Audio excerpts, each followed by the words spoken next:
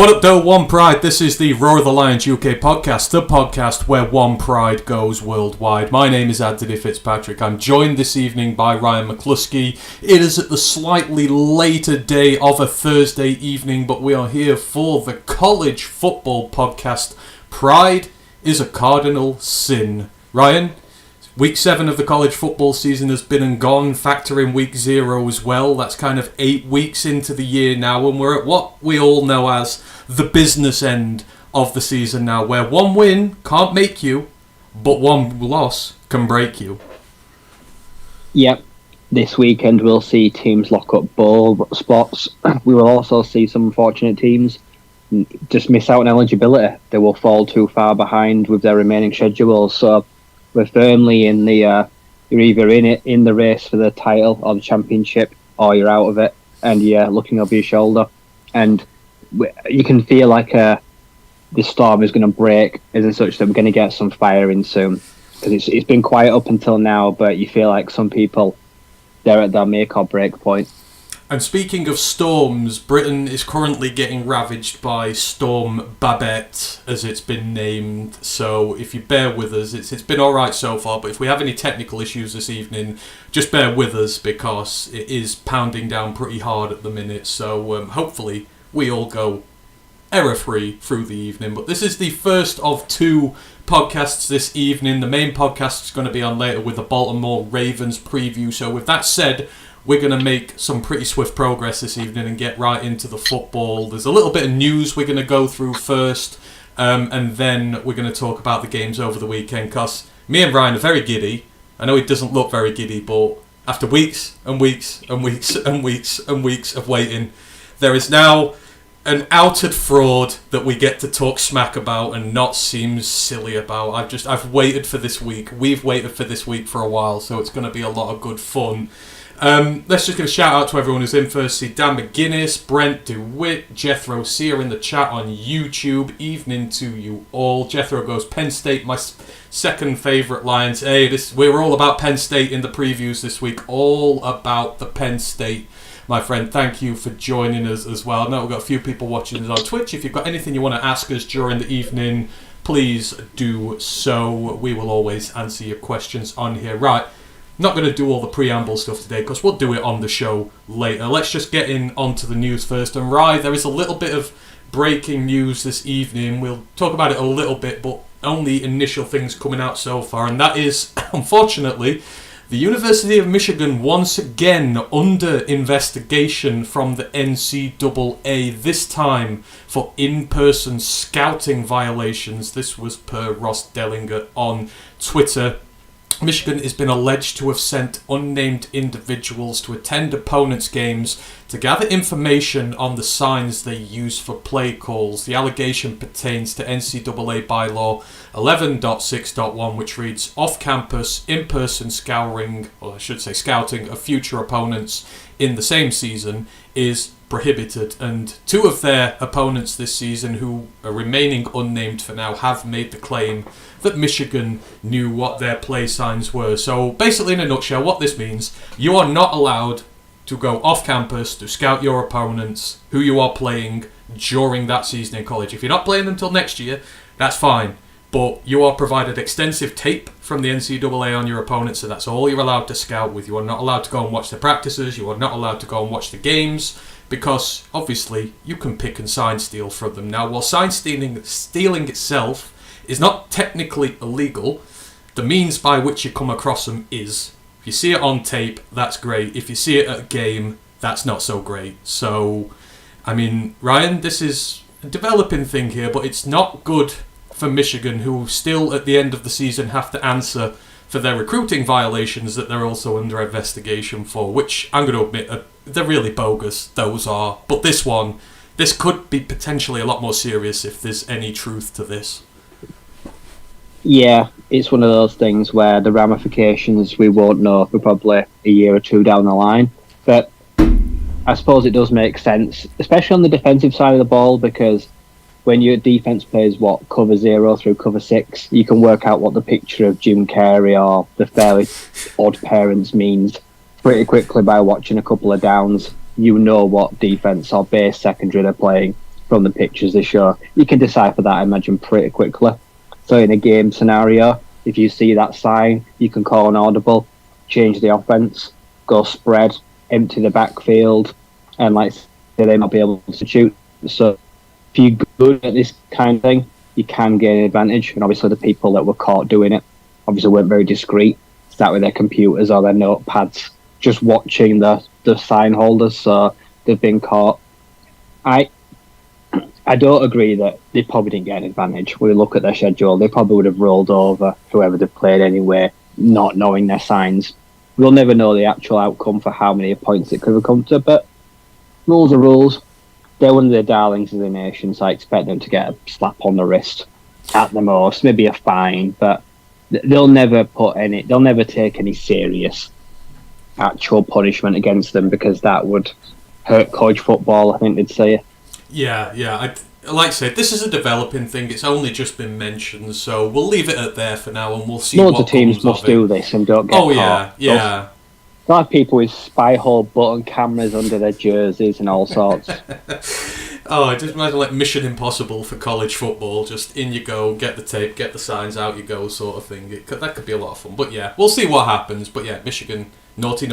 Don't be doing it while you're already under investigation for other violations as well, because they might be together, might be nothing, but if you put them together, then they may get a slap on the wrist or a bit more. But anyhow, we will see. Other bit of news, just wanted to mention, obviously we're at the stage of the college football season now where there is midweek games on as well. A few midweek games have already been played this week before we've done this pod. But there's one team I just wanted to give a quick shout out to. I'm not doing a segment to love up a team this year because they've gone 5 for 5 on defeats after I've done those now, so I'm retiring that. I just don't want to be a bad omen to people. But Ryan, interesting team who've already made bowl eligibility this year because it's their first season in college in the FBS, and that's Jacksonville State. The Gamecocks beat Western Kentucky at home yesterday. Big win for them, but they are 6-2 on the season. The only 2 losses came on the road to Coastal Carolina, which is an out-of-conference thing, and their only conference loss, because they're sitting at 4-1, is at home to Liberty, who are absolutely steamrolling everybody. And unfortunately, because of these really old Neolithic views that the NCAA hold about eligibility for bowl games when you make the move up, they're unfortunately not going to get a game this year. But 8 games in bowl eligibility, I just want to send a big shout out to Rich Rodriguez and the team there. They've adapted to life very well in the FBS. Yeah, it bodes well, I think, for the future of teams coming up. Like I say, we've seen James Madison, we've seen Liberty themselves, now we've seen Jacksonville State. It can be done. Some teams, if you get the right coaching in, like Rich Rodriguez, such an experienced coach at the FBS level, brings a wealth of experience and lots of young talent. And yeah, unfortunately the rules are probably always going to be there, I imagine, no matter how much I don't like them. That first timers for the first 2 years can't really have much of an impact. But yeah, it's definitely impressive, especially I'd say like a smaller school with a bit of a smaller roster, one of the lesser known FCS sides that have made the jump. Really impressive. So yeah, like I say, in their season, they've played a few midweek games now. They're nearly done. They're a lot further ahead than some other teams. So at the end of the season, they could play party pooper for some sides. Yeah, and the funny part is they've gained bowl eligibility before the other team who came up from the FCS this year, Sam Houston, have even registered a single win. They're still winless on the season, so it's a kind of Jekyll and Hyde. One's been amazing, one's been absolutely terrible. So yeah, good on Jacksonville State. And speaking of eligibility for bowls, did you see that thing with James Madison today? I know people have been petitioning for that because they've made bowl eligibility as well. They're 6-0 on the year.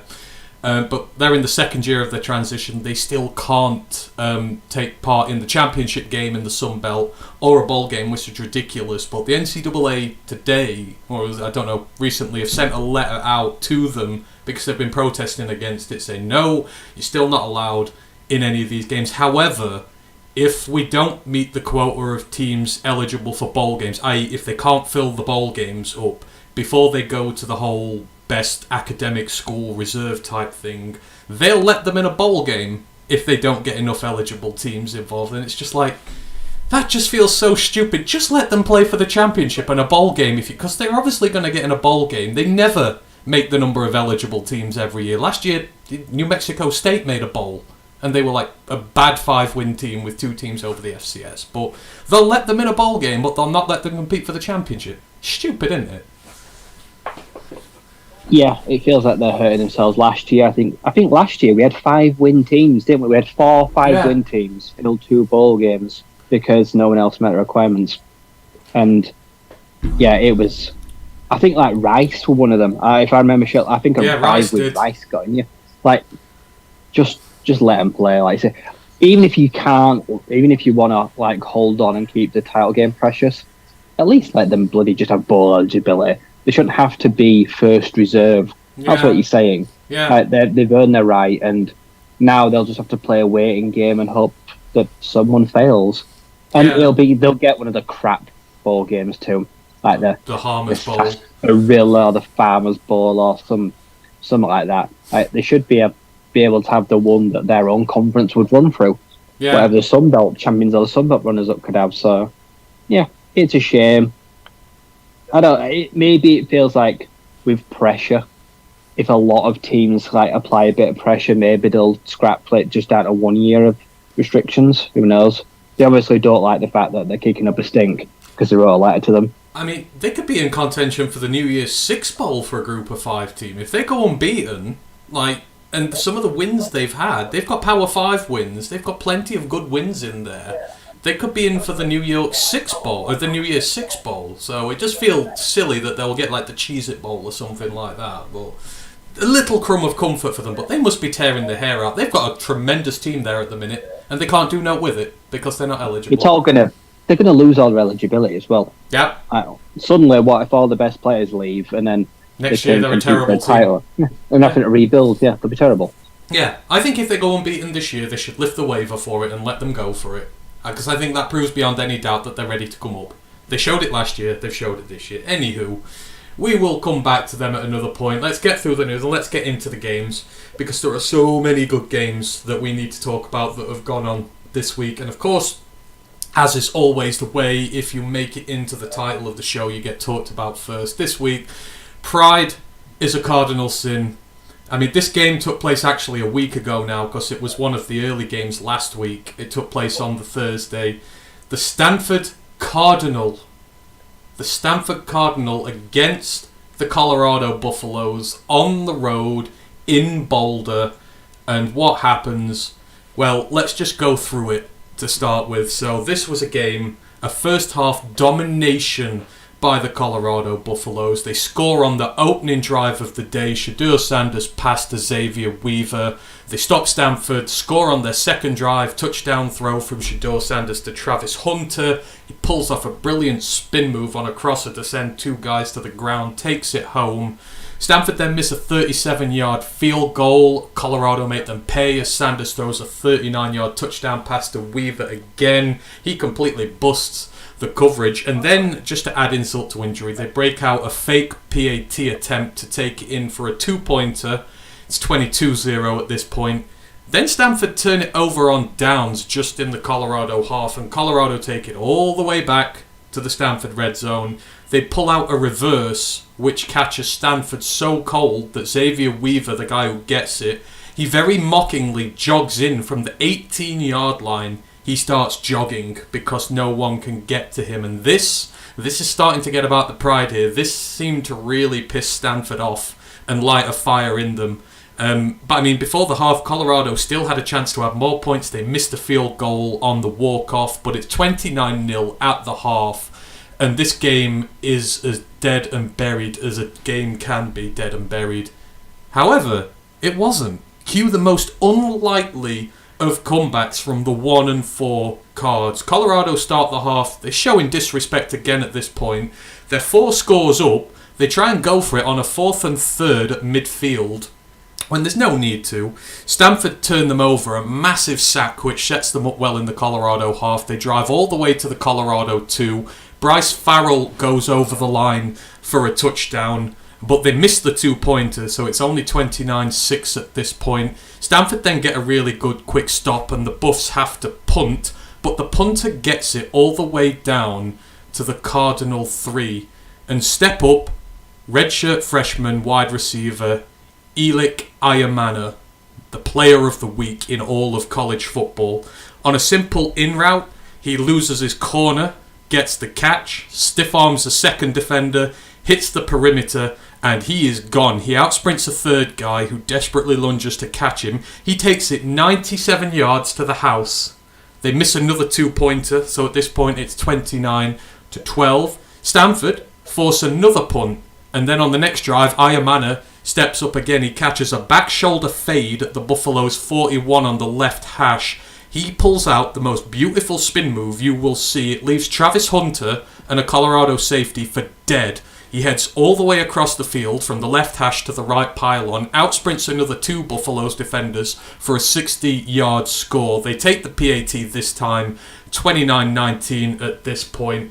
On Colorado's next drive, first down, a massive sack from the Stanford defense puts Colorado way behind the chains on that drive. They can only get it back to 4th and 4, but they go for it, Colorado do, and Stanford again turn it over on downs. They completely harass Shedeur Sanders, and he has to throw it away.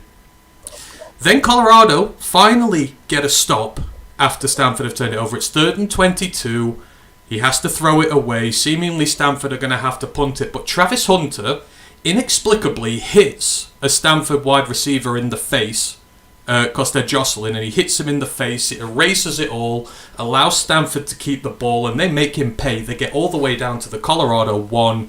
Backup quarterback Justin Lamson, who is the running quarterback, comes in for a design play. He finishes the drive off, and it's suddenly a 3-point game at 29-26 after it was 29-0 to Colorado. The Buffs then finally come to life. Sanders hits Weaver for a 46-yard bomb, and then he finds Travis Hunter for his second touchdown of the night. All is seemingly righted as it becomes a 10-point game again at 36-26. But Stanford, by this point, they are right up for it. They hit straight back. Ayamana has another 3 clutch catches on the next drive, which ends with a touchdown throw to Bailey Farrell, and it's 36-33. Shedeur then inexplicably misses a wide-open Travis Hunter on a 3rd and 4, which may have effectively killed the game. Stanford get it back with less than 3 minutes to go, and they're 3 points down. But they've got to start at their own 1, because the Colorado punter had a magic day. He gets it right into the 1. But they put together an amazing drive. It gets them down the field, including another Ayamana catch, where he rinses Travis Hunter on a 3rd and 5th. And they're able to convert a 46-yard field goal to tie it up as time expires. So it's 36 all, going into overtime. In first overtime, Colorado start with a touchdown to Javon Antonio, but Stanford hit back again, and this might be the best touchdown I will see this season. Once again, Elik Ayamana. It's a 30-yard throw from Ashton, the Stanford quarterback. Ayamana goes up under serious pressure from Travis Hunter, who has his back to the ball to get it. He jams the ball against Travis Hunter's helmet to stop it with one hand. He then picks it up in his hands and lets Travis Hunter just push him into the end zone for the touchdown. It is one of the most beautiful bits of play I've ever seen. A catch of pure beauty, and ties it up again. And in second overtime, Shedeur, under a ton of pressure, throws up a pass into the end zone. It's picked off by Kilman in the Stanford secondary, and Stanford get the few yards they need to get into field goal range. Kicks it right down Broadway to pull off the biggest of upset comeback wins from 29 down and completely out.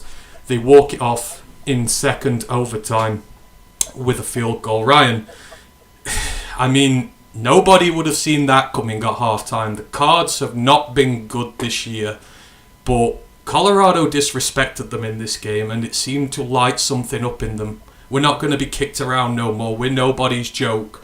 We're serious. And they were. What a game.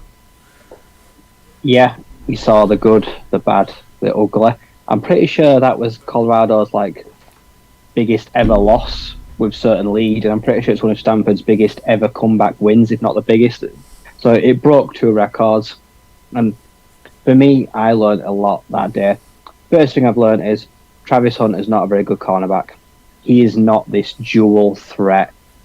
1,500 snaps a season, can go first round in the NFL either corner. Brilliant wide receiver. Cornerback, nah, I don't like it. And I'm pretty sure when he gets to like the draft board or someone's going to tell him, you've got to pick a position. And it's going to be wide receiver, I think. So, yeah, he had a real rough day. Like you say, he got mossed, gave away a terrible penalty because by now the frustration's boiling over that they've blown this big lead and he loses his cool. And on a game-changing drive, gives them, 3rd and 22? He erased that. Like, yeah, not a good day for Sanders. Like, Shedeur as well, it's fair. Like I say, he made some errant bad throws, but again, total lack of run game. Just not physically there in Colorado. Of all the team that is later with talent, it's not in a run game. And once again, he has to throw, 40, 45, 50 passes? It's just not sustainable. But on the other side of the ball, going into the half at 29-0 down, I probably can't be asked to come out to the second half. I'm probably just fed up. They've been getting ragged on all year. Like I said, their new quarterback has struggled. But yeah, like I said, something changed. It galvanised them coming out of the half, and they put on a clinic. Like I say, the receiver, probably the best wide receiver performance of the whole year, I think, considering he did it all in a one half, essentially. That was just outstanding. Like I say, he just squashed coverage all day. He's got speed for days. He's got size. He's got good hands, and he's just a quarterback's best dream when every pass you touch just turns to gold. And in the end, yeah, it came down to essentially a toss of a coin in overtime, but they got it done and they got over the line. I'm not sure what bearing it'll have under the year, but I am delighted that finally we can stop talking about Colorado. Yeah, because I'm just sick of it. The hype is over. The hype has died. Dion now will have to come out and stop talking and start showing up. Like I said, they're going to have to make this result get erased from the mind very quickly. But Stanford, their fans for the last 12, 14, 16 months, they've had naught to cheer about, have they? It's been pretty miserable. But this was just perfect. Leave such the sweetest taste in the mouth going home after a victory like this. I mean, I felt so good. There was like this small section of them in the crowd, and they're just like going mental at the end. And I'm like, that's just the sort of stuff you live for as a sports fan. Just a massive upset win. No one gives you anything. There's a little group of you in a stadium full of hostile fans, and you're just there able to give them everything you've got. But I mean, the talking points coming out of this, we mentioned it there. Elik Iomano is someone you need to know the name. He's a redshirt freshman. But one thing Stanford do well, even though they've not done much well recently, is produce wide receivers. I mean, you only have to look at last year. They've sent about 4 to the draft in the last 3 seasons now. Good ones who've actually been drafted, not UDFAs. This kid, so get his final stat line, 13 catches, 294 yards, and 3 touchdowns. The kid had just short of a 300-yard day, and he made Travis Hunter's life miserable, as you've already said.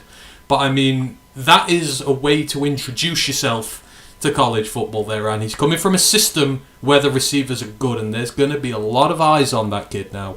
I mean, that catch off Hunter's helmet, I don't know if you've seen it. My God, it was sensational. Yeah, the coverage, like I say, was pretty good as well. Like I say, as well as you can do without looking back for the ball, you just have to wait for the receiver to react, and yeah, pinned it against the head, and then he does everything to haul it in, and Hunter couldn't have done a lot more, really. No. So it was just one of those plays where you just have to take it on the chin and know that you got beaten by the better man. But yeah, especially a team that overall, from what I've seen, I've watched a few Stanford games, lacking weapons. Benjamin Urasek, like I say, one of the more underrated tight ends in the nation and next year's draft, kind of like was their go-to, like a lot of last year, but that's not a recipe for winning games. You've got to have a true, actual threat on the outside. And as well, I don't trust their quarterback situation just yet, but if he can now build on this, I don't think it's just a flash in the pan. But as you mentioned, he's only, a year, 2 years in, so he's got a lot of time to grow, but certainly they're kind of where you want to break out. But yeah, Stanford have got a lot to build on. Colorado, back to the drawing board. They're going to have to answer some serious questions now about themselves. So, I don't blame Shadell Sanders at all. He's still doing everything he can. Yeah. So for me, this Colorado team now, we'll talk about it a little bit more, but this is where the title comes from, pride. This is a team who've grown... At the start of the season, they were like oppressed. They were the underdogs. People were writing them off. People were talking smack about them.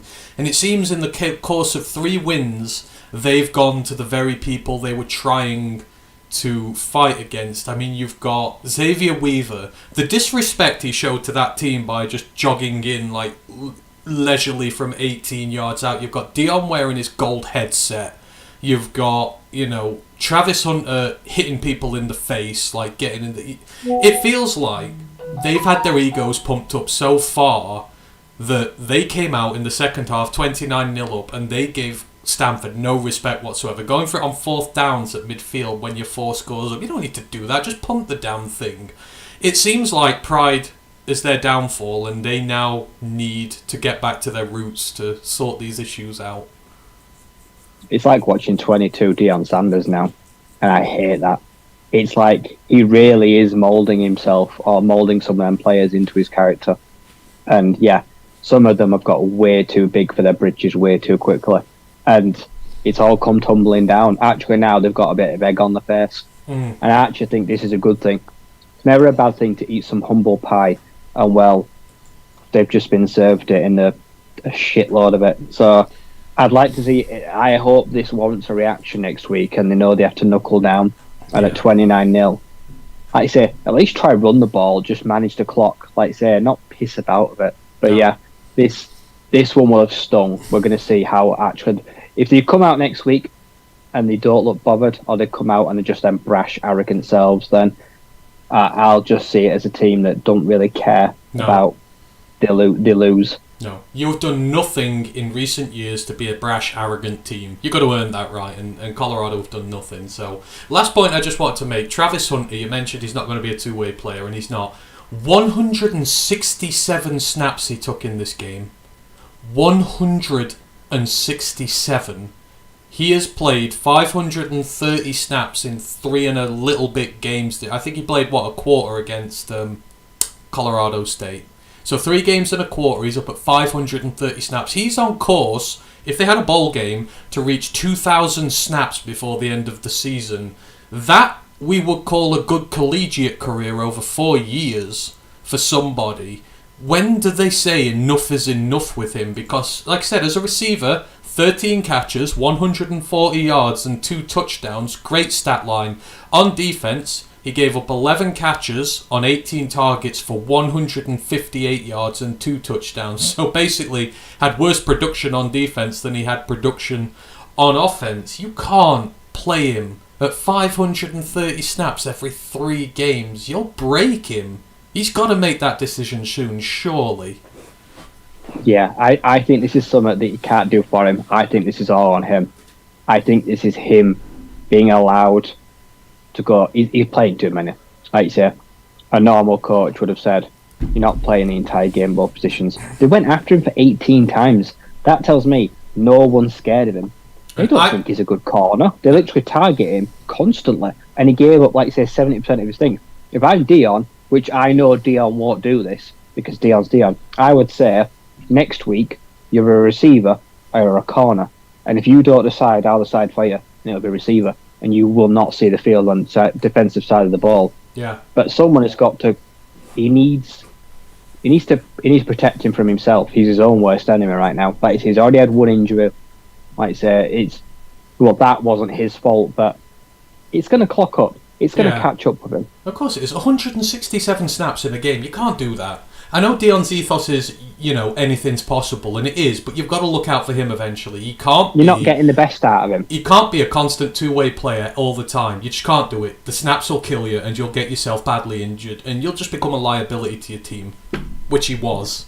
So, Iron Manor absolutely killed him. On 4 different big plays, he absolutely killed him. So, yeah, you've got to do that. Anyhow, Stanford Tremendous win. All the props in the world to them. It was all about comebacks this week. I've got a comeback corner segment later because there were so many comebacks. So that was one of the main games I wanted to talk about. The other, and where a lot of that action came this week, this is another Pac-12 fixture. It was the big one, Ryan. The Ducks versus the Huskies. Two Heisman caliber quarterbacks, two elite level offenses coming together, and this was all about, could Washington put on their big boy pants, take a victory against an elite team and really put themselves in conversation for the college football playoffs like I predicted they would at the start of the year? And thankfully for this big boy here, they did put on their big boy pants. A wonderful game altogether. Oregon 33, Washington 36, and like I said, this was two elite offenses with two Heisman contenders at quarterback who went hell for leather on one another in the first half. Washington take no time at all to get going on the first drive. Penix hits Rome Odunze for a huge gain. Then he finds Giles Jackson in the end zone for a 26-yard touchdown throw. 7-0 Huskies. Oregon hit right back. They drive all the way down the field, finish it off with a Bucky Irving touchdown run. Then they pull off a very surprise 2-point attempt, which they convert to take an 8-7 lead. Those first two drives took up 10 minutes of the game. By the way, the third drive, Washington hit straight back. Penix, 26-yard dart to Jalen Polk in the end zone. 14-8 to the Huskies. And the first quarter was already over by this point after just 3 drives. Fourth drive of the game, Oregon hit back once more. Bo Nix finds Patrick Herbert from 16 yards out in a very crowded end zone. It was an impressive throw. They take the lead again, 15-14. And then the fifth drive of the game, the fifth touchdown of the game. Dylan Johnson runs it in on a jet sweep for the Huskies. Washington choose to pull off their own 2-point conversion, which they get, and it's such a weird one this was. They lined one man up under centre, like that Cowboys play last year where Zeke got absolutely trucked. They have bunch 3 formations of receivers on either side and other various receivers as well. Penix finds the tight end Westover for the conversion. It's 22-15, but me and Ryan both mentioned this. For the love of all money, for all love and money, it looked like the pass was picked off, and I still don't know how he threaded it through to him. It was an absolute Houdini throw from Penix, but they got it. 5 drives, 5 touchdowns. 6th drive of the game is the first not to contain a touchdown. The Ducks have to settle for a field goal. They bring it back to 2018. But then Penix makes his first mistake. Jalen Polk slips on an in route. He throws a pass straight to the Oregon defense who pick him off. And to be honest, even if Polk didn't slip, he'd thrown it to the wrong area. It was a bad mistake from Penix. But then Dan Lanning, the head coach of Oregon, his bad day begun. There were 50 seconds left in the half. They managed to get to the red zone, but they chose to go for it on 4th down rather than take the points from a field goal. Washington's defense stood up, made a stop. Oregon leaving critical points on the field. Second half starts exactly the same as the first did. Washington start off well. First drive of the half, they kill 5 minutes. Rome Odunze gets his first touchdown of the game. It was a lovely grab while he was in fierce competition with a Ducks cornerback. That makes it 29-18 to Washington at this point. Oregon then leave more points on the field next drive. They go for it on 4th and 3 at the Washington 8, and they are turned away. Things then quieten down for a little bit till near the end of the third quarter when Bo Nix launches an absolute bomb to his top target, Troy Franklin. He's all alone down the sideline. He takes it in for a touchdown as Oregon hit back. They then successfully convert another 2-point conversion to Chris Johnson, who's on a crossing route. It's 29-26 Washington at this point, but their offense has gone cold. They give it straight back to Oregon via punt to start the fourth quarter. Nix launches another 50-yard bomb to Franklin as they set themselves up in the Washington half, and it ends with Jordan James running up the gut through about half a dozen different Huskies defender, and he takes one of them over the line with him for a touchdown as Oregon appear to be taking control of the game. It's 33-29 to Oregon at this point. Washington then do get the offense going again. They take about 6 minutes off the clock. They get all the way down to the Oregon 1 yard line. But then the Ducks defence decides to come to play. They make a humongous goal line stand as they repel them 4 times, turn the ball over on downs with just 6 minutes left, and Oregon are trying to run the clock out. With 3:30 left on the clock, Troy Franklin, he makes a stunning 40-yard catch to give the Ducks a new set of downs, and it looks like the game is getting out of Washington's reach. But then Dan Lanning does something completely inexcusable.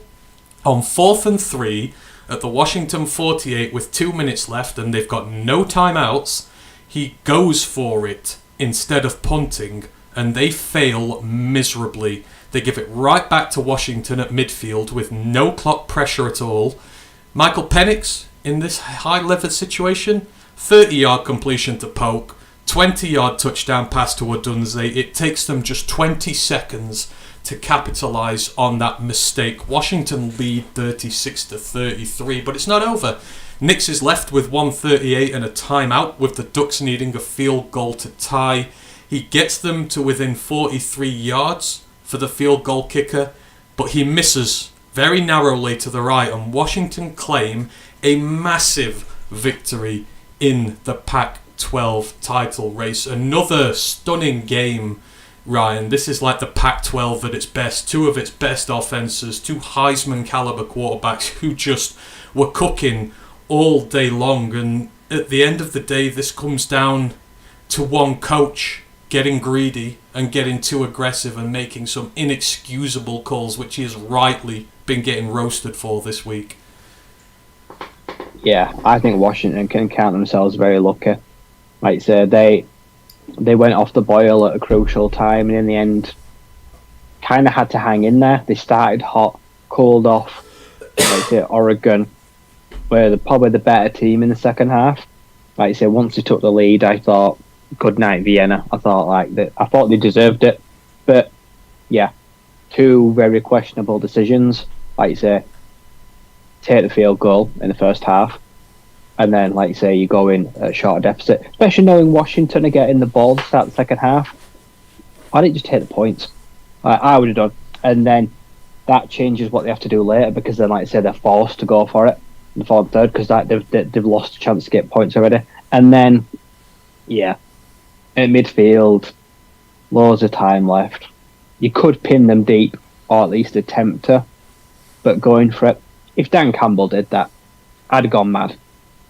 Whether we'd won the game or not, I'd go mad. Like, you've literally given them the ball at midfield, and knowing how dynamic and how good their passing offense is, you know that they can instantly hurt you. Like I said, it took all of 20 seconds. And then when they do get that potential get out of jail free card, force overtime, kicker pushes it just to the right and it passes just outside the post, and Washington hang on, I suppose, in the end. Like you say, on the grand scheme of things, I'd say both teams probably could and should have won it on the day, but I'd say the Washington head coach did a better job of holding his nerve and calling the better things. But yeah, for the most part, it was pretty much a spectacle. It was 2 quarterbacks just going back and forth. Defenses, not a lot of defense. Some crucial stops at times, but to be honest, for a lot of them, defensive backs and that, they got absolutely shredded. Penix Jr. now is definitely the outright favourite for the Heisman. He has pulled away from the rest. So I was glad because we both predicted in the pick watch that Washington were going to win this, and justification we gave, because Oregon's defense on paper is a lot better than Washington's, but Washington are the factory that create NFL level defenders, and if ever a defense was going to come up clutch with some big players, it was them. You've got the stop at the end of the first half for 3 points, or for a touchdown they saved there. You've got the stop in the second half, which was another field goal, which they turned over on downs. That's 6 points right there. And then at the end of the game, they keep Nix far enough away from the goals, to force a missed field goal. I mean, Washington's defense, it wasn't great, but when it needed to be, it just made those clutch plays, which the Ducks couldn't. But you're right, for me, that last drive, I know it's at midfield, but you're under so much pressure at this point. And Penix, that was a Heisman caliber performance from him. That one, wasn't it? The start of the first half, their first 4 drives were touchdowns. and then he was clutch when they needed to be. That was the performance he needs to solidify his Heisman candidacy, isn't it? Yeah, like I say, it's what he did, but it's also the circumstances he did it under. Like I say, he was put under a lot of pressure a lot of the day. The crowd was phenomenal. Like I say, it felt like a Pac-12 title game, the atmosphere around it. And he knew that the loser of that game was in a lot of trouble.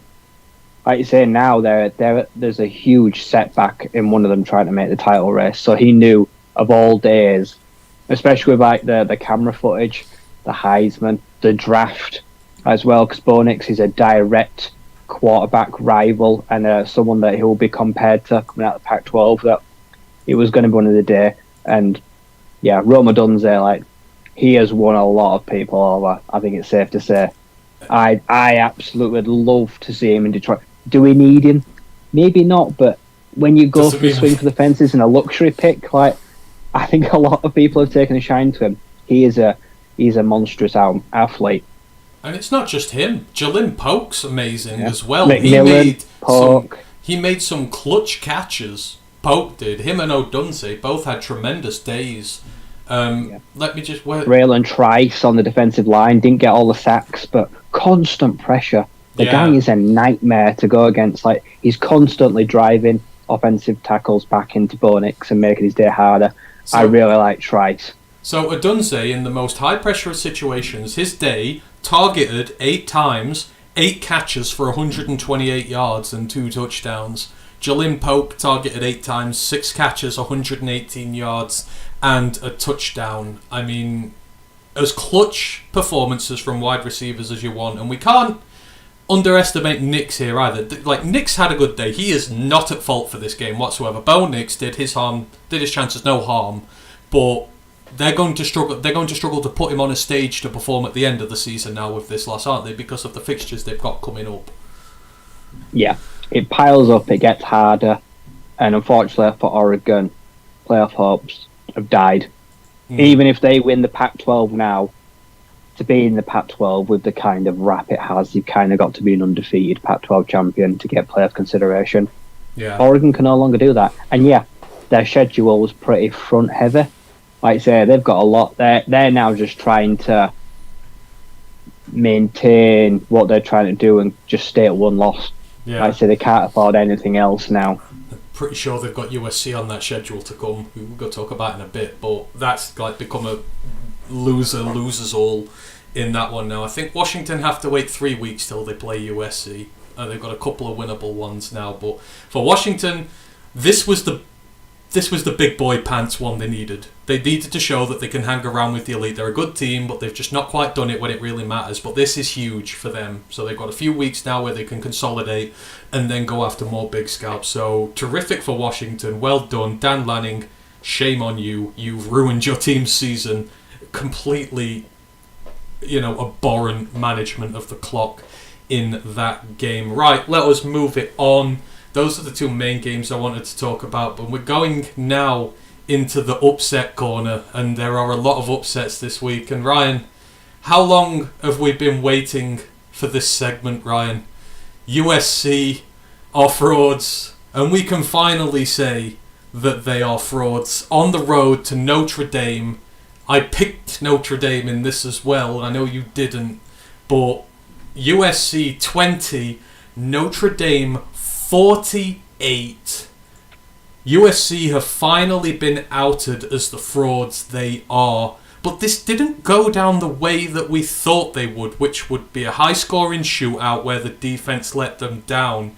Instead, it was the offense. In this game, an incredible 7 turnovers from the USC offense, 3 from the arm of Caleb Williams, and 4 fumbles, of which they lost every single one. And those turnovers accounted for 21 points in the turnover luck column, which when you've lost by 28 is pretty damn brutal. You can't be affording to turn it over that much. But for the game itself, as and how it went, where were we? So, oh yeah, USC had 7 turnovers in this game. They had 2 all season before this. That was what made it all unbelievable. But it just meant Notre Dame were able to tee off on USC's bad defense with constant favourable field position. Starting it off, Caleb threw a pick to Xavier Watts on the first drive of the game. The throw was way too high for his receiver. Notre Dame made him pay with a touchdown off it. They then traded field goals to make it 10-3.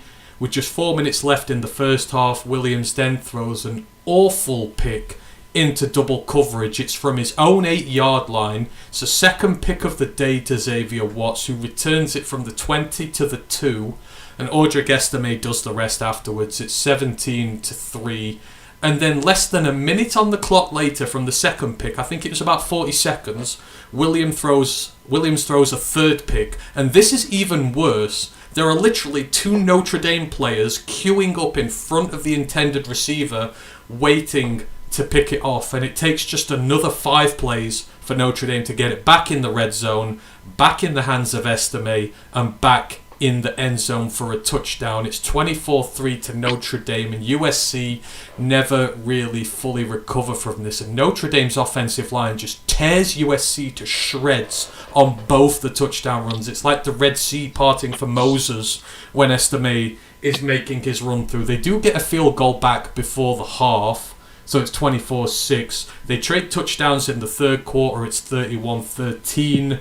USC get another touchdown to bring it to 31-20 with 9 minutes left. But on the ensuing kickoff, Jadarian Price returns it all of 100 yards for a kickoff return touchdown, and all of a sudden it's 38-20. USC get desperate. They turn over on downs on their own 10. Notre Dame tack on a field goal. And then, just to add insult to injury, Xavier Watts completes what might be one of the best Notre Dame defensive performances all time. He gets a scoop and score after one of the receivers for USC coughs it up. It's 48-20, and that was all she wrote, folks. We expected this to come right. We knew USC were a fraudulent team. Not their offense. Their offense great. It's the defense, but no turnovers from Notre Dame. 7 from the USC offense. That's just inexcusable, and Notre Dame just bullied the hell out of them. Huge win this for them. Yeah. This was weird. So uncharacteristic of, like I said, the USC offense. It never turns the ball over. This has to be the worst Caleb Williams performance I've ever seen. It was bad. And going into this, to be honest, I didn't have a lot of faith in Notre Dame. Like I said, I didn't back them. And Sam Hartman, fair, he didn't have to do a right lot, did he? Like you say, he's the ball, the starting field position. It was pretty good for most of the game. Like you say, it was their own 40. Yeah, like I say, it was. That's good. That's really good. Like I say, he had to short field to work with. Like I say, Audric Estime. Yeah, he's right up there. Some of them are talking about him now as like running back 1 or 2 in the draft next year. Like he is a ground and pound. He's a physical specimen. Yeah, and then on the flip side, like say Watts, he's never going to have a better college game than this. So, not many other guys will have as many seasons as good as this. Like I say, he was everywhere. Like I say, in the eyesight of Caleb Williams, and then Johnny on the spot to the old scoop and score too. So he was a menace on the back end. So his stat line for Xavier Watts: 7 tackles, 4 defensive stops, 2 interceptions, 3 passes defended, 1 forced fumble, 1 fumble recovery, 1 defensive touchdown. I'm pretty sure they said statistically it's the best performance by a Notre Dame defender in the history of the team. And like the first one's lucky, it's an overthrow, but why did Caleb Williams struggle in this game so much? You have to go and look at the Notre Dame defensive line for this. What a fantastic job they did. So the havoc rate for this was 18%. It's 88th percentile. 10 tackles for loss, 7 of them in the passing game, 3 against the run, 6 sacks, 3 interceptions, and 4 forced fumbles. Like, Caleb Williams got harassed more in this game than this year, but they seem to have found some studs on there, Ryan, because, they needed a restraining order to keep them away from Caleb in this. Yeah, and Caleb's offensive line for most of the year, he's had very little to do. Like I say, it's kept him upright, it's kept him clean, he's got a fast release, he gets the ball out. They've really not had to rest on the laurels that much, but they come up against like one good line, and then it's like everything good is just out of the water.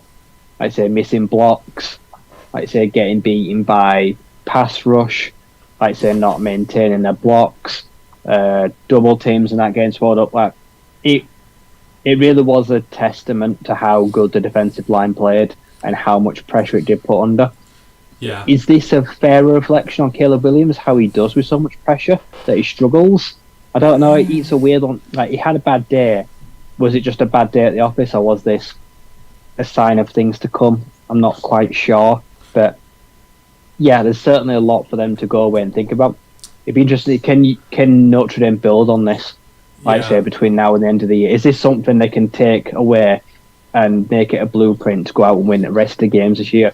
Like I say, because they kept the shillelagh, but now they need to maintain this level that they've set such a high bar for themselves now. Yeah, and they seem to have been bad under Marcus, but it's like they said, he's already got more top 25 wins than Brian Kelly did in his tenure there. And he's only been there a year and a bit, so they've won some of the big ones. But this was it. I said I was ready to give up on them if this didn't happen, but they've shown that they can be up there, and you wonder where this performance was against Ohio State, who are also just as fraudulent. They're the last fraud standing at this moment in time. But it was just crazy. And like I said, Sam Hartman did not have to do much. Notre Dame ran 49 offensive plays to USC's 73. I mean, Hartman was just 13 of 20 for 126 yards and 2 touchdowns. That was all his work on the day, and the team got 48 points. Audric Estime, 9 on 100 yards for the day. I think he got 99 altogether with 2 touchdowns from scrimmage, so he just continues to be amazing. Caleb, I'm not blaming it on Caleb. I know we've been very critical of USC, but it's not anti-Caleb, it's anti-Lincoln Riley and his ability to find a defense. And I mean, they're going to have to start asking questions eventually, are they not? Because everyone loves Lincoln Riley. He's an offensive mastermind, he's an offensive guru. But ever since his days at Oklahoma, he has never once even produced an average offense. I think they were ranked 96th before this game. That's going to have gone even lower. 96 out of 133 is just not acceptable, and he's going to continue to hold them back. They're not going to win anything major till they sort that problem out, and in 6 odd years of what he's coached, he's shown that he can't. Surely you've got to ask questions eventually about him. Yeah. His ability to, one, no, it's not even recruit, it's the fact that hire defensive coordinators, develop players, hire defensive coaching staff. Like I say, he can't be bringing the right people in. Like I say, because why is it everywhere he goes, his defenses are crap and their offenses have to carry them? And it's not like they have a problem recruiting, because they can bloody recruit anyone they want, whenever they want. So they get the players in, but then, they don't grow. Like, what do they do in practice? They're not being coached well. It's going to end up being his legacy. Like I say, and he will continue though to still get massive jobs because, like I say, they call him a quarterback, a guru, a whisperer. He's the Cliff Kingsbury. He's a Cliff Kingsbury right now, like you say, which means he'll always do fine. He'll always get good jobs. But is he ever going to win anything as a head coach? Not until he gets a team, strips back their defense, rebuilds it, and then plays complementary football. And it's not going to happen at USC. It won't be long enough to see. It won't be here long enough to see that happen. No, he'll just move on again. He will always be a wanderer. Yeah, and just look at how Oklahoma's defense is doing now he's gone. Like, they're unbeaten in the Big 12. They're looking pretty good this year, and that defense is not looking that bad at all. And that's like, since he's gone, they've rebuilt his unit he left there, which was awful. Like, they just got 50 put down on them every week. Now it's really good. He's taken USC's defense and made it worse. There are going to be questions to us. That's all I'm saying with that one. But well done to Notre Dame. Big win for them indeed. And thank you for showing USC to be the frauds that they are. Other big defeats this week. And I mean, this one really, really hurt me. And we stayed in the Pac-12 again because there were a lot of great games in there. But I mean, I just don't know what's happened to Washington State, Ryan. Like, a couple of weeks ago, the big win over Oregon State, unbeaten. You're thinking this just might be it. And I can see him smiling now because I've had a lot more faith in that team than he has. And Arizona absolutely annihilated them. It's not even fair to call it a close competition. It wasn't. It's an annihilation, 44-6. Washington State were favoured for this game, and it was at home, and they just had a beating put down on them. I don't know. Can you explain, Ryan? I just don't get it. Nope, this is one of those games where it's impossible to say what went wrong. I'd say it was a terrible day at the office, and Arizona, they're not bad, but they're also not great. Washington State have started the season so well, but it feels like after the Oregon State loss, like a nosedive. It's like they've just kind of fallen off a cliff. It feels like now their season could only end one way, and now unfortunately it's just going to be disappointment. They're just going to fade into obscurity after starting the season so well. So it couldn't have come at a worse time. That, like you say, they're now stacking losses, and there's one thing losing and playing well, and then there's losing and getting your ass absolutely handed to you at home and just being decimated. Like, it's embarrassing. Yeah, that was an embarrassing scoreline. Yeah, and I don't get it. It was terrible. And but it does not bode well for Cameron Ward either. No, and these are the kind of games pick. you'll use against him when it comes to his draft evaluation. Another pick. That's 3. He'd not thrown a pick before the game against UCLA the other week, and now he's thrown 3 in 2 games. So that's not great.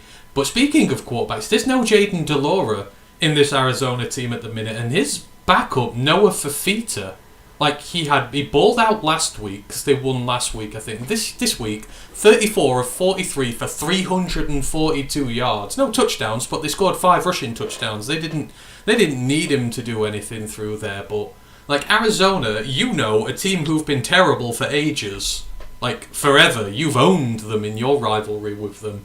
First they find Jaden Delora, and now his backup's even balling out. It's like they're hitting on the QBs at the minute.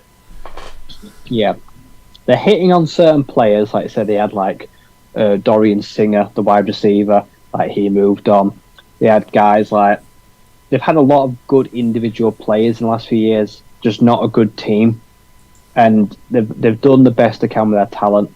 And they're at that stage now where they're trying to bridge the gap between consistently good and great. And they just don't want to be there. They're a party pooper right now. And that's what they did this weekend. They burst someone's bubble.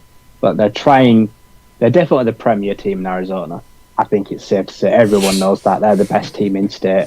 And that can't really be denied. But yeah, they're getting there slowly. And like you say, they're hitting on quarterbacks. They're hitting on the right positions. So at some point, it's all going to click. Yeah. They've been building towards this in the last 2-3 years. Yeah, absolutely. So well done to Arizona in that one. There are a few other big upsets, and I mentioned earlier, I'm not doing spotlight teams anymore, because every time I spotlight a team who's doing well, they lose. I'm literally 5 for 5 on spotlighting teams, giving them some love and them losing. Last week, it was all about Louisville and the bromance going on in there, and they're playing a Pittsburgh team who have been, for want of a better word, terrible this year under Pat Narduzzi. Very rare bad team from him. Louisville roll into town, however, and all of a sudden they look like world beaters just to make me look bad. Pittsburgh 38, Louisville 21, and once again a game of turnovers. 4 from Louisville. They fumbled the ball 4 times, they lost it twice, threw 2 picks in the game as well. Not a single turnover from Pittsburgh. It's a 10-point difference, a swing, but it's enough in a game like that. It makes it really close. Louisville run 84 offensive plays to Pittsburgh's 59, and again, all that extra offensive play is just negated completely by turnovers. And Ryan's got to laugh here because Jack Plummer, he's been in and out on it. He's been out on him for the most part. 29 of 51 pass attempts for him, 350 yards, a touchdown, an interception. Not a great day for him. Jamari Thrash continues to just be amazing. Another 120 yards for him. Pittsburgh, well, ever since they've lost Phil Jurkovic, Christian Wheeler, his backup, has come in and been really good. He was 12 of 26, 200 yards, 2 touchdowns. Good day for him there. But Louisville, frauds. I'm just going to say, you were right, frauds. You knew it weren't going to go on much longer, and Pittsburgh handed their ass to them. Yeah, I didn't think they'd lose to a team like Pittsburgh, to be honest, but I knew eventually, like I say, it'd catch up with Plummer.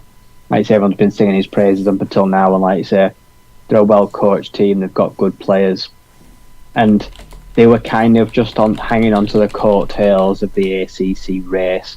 Well, like I say, they've been cut away, the rope has been thrust from their hands, and now they're just back into the quagmire of make sure you get a good bowl game. Like I say, it really is a roadblock in what could have been quite a competitive end to the season down the stretch. Yeah. Pittsburgh, very weird team, aren't they? Like you say, you don't know what you're going to get from them. They can be super difficult to play against. They can make life really hard for you. That's all without any real star caliber standout players on the year. They're just a super physical side that you don't want to meet. And yeah, they definitely bested them, and it was a good win for them. Yeah, it was a win that they needed as well. Oh God, because yeah. this year, like I say, lack of confidence week in, week out. People starting to talk about Pat, like I say, job security, maybe coming into question a little bit. A team that seems to just be treading water, going nowhere. So, but will they build on it, or will this week we go back to seeing the actual Pitt Panthers that we know? But yeah, like I say, Louisville is a long-term project, and I still think it will be successful because I believe in Jeff Burrow more than I do the Louisville players. They definitely need to get a better quarterback though. Yeah. The bromance will win through in Louisville, but yeah, I agree. It's gonna take time. The other big upset this week, Kansas. The Jayhawks, the Big 12 is a dumpster fire this year, and I mean a dumpster fire. But Kansas had a chance to really have a go at the Big 12 this year. They fumbled the ball, got beaten 39-32 by Oklahoma State. And after all the bad things we've said about Oklahoma State this year, Ryan, they've been awful.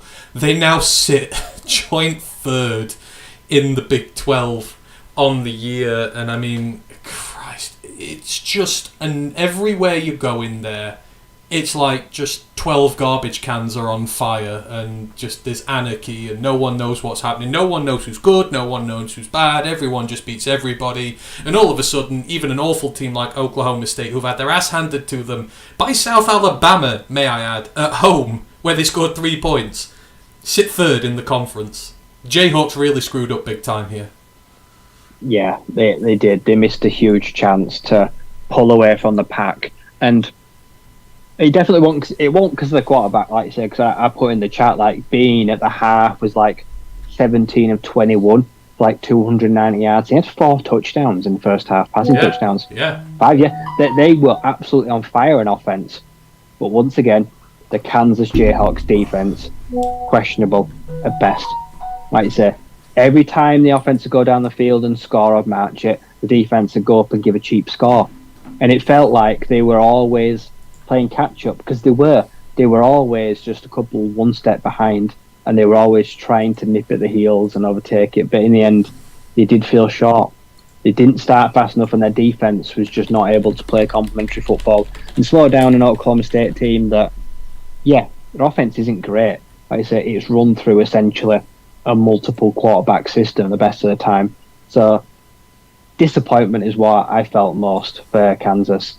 Like I said, the Big 12, as you say, it's bad. Yeah, it's not great. When you look outside of Texas and Oklahoma, everything else is an absolute free-for-all. And someone has to isolate themselves from everyone else, and it should be Kansas, but they couldn't do it. Like I say, and then you've got teams like, say, that Oklahoma State, you've got TCU, you've got Iowa State. It's a proper quagmire down there. If you get dragged in, like you say, you can find yourself losing games you shouldn't lose. like you say, really difficult physical teams. The Big 12 is becoming one of the most competitive now, and that's not at the top end. That's in the middle, like you say, where it is just an absolute hell for leather, impossible to predict kind of scenario. We even saw that with the BYU game this weekend as well. Yeah. They were 5-1. Like I said, they got their ass handed to them as well. Like the Big 12 is awful for trying to predict right now. There was a lot of hate towards BYU in the Discord chatter this week, but guess who sits second in the conference? It's our new best friend at quarterback. You know the one I mean, Rocco.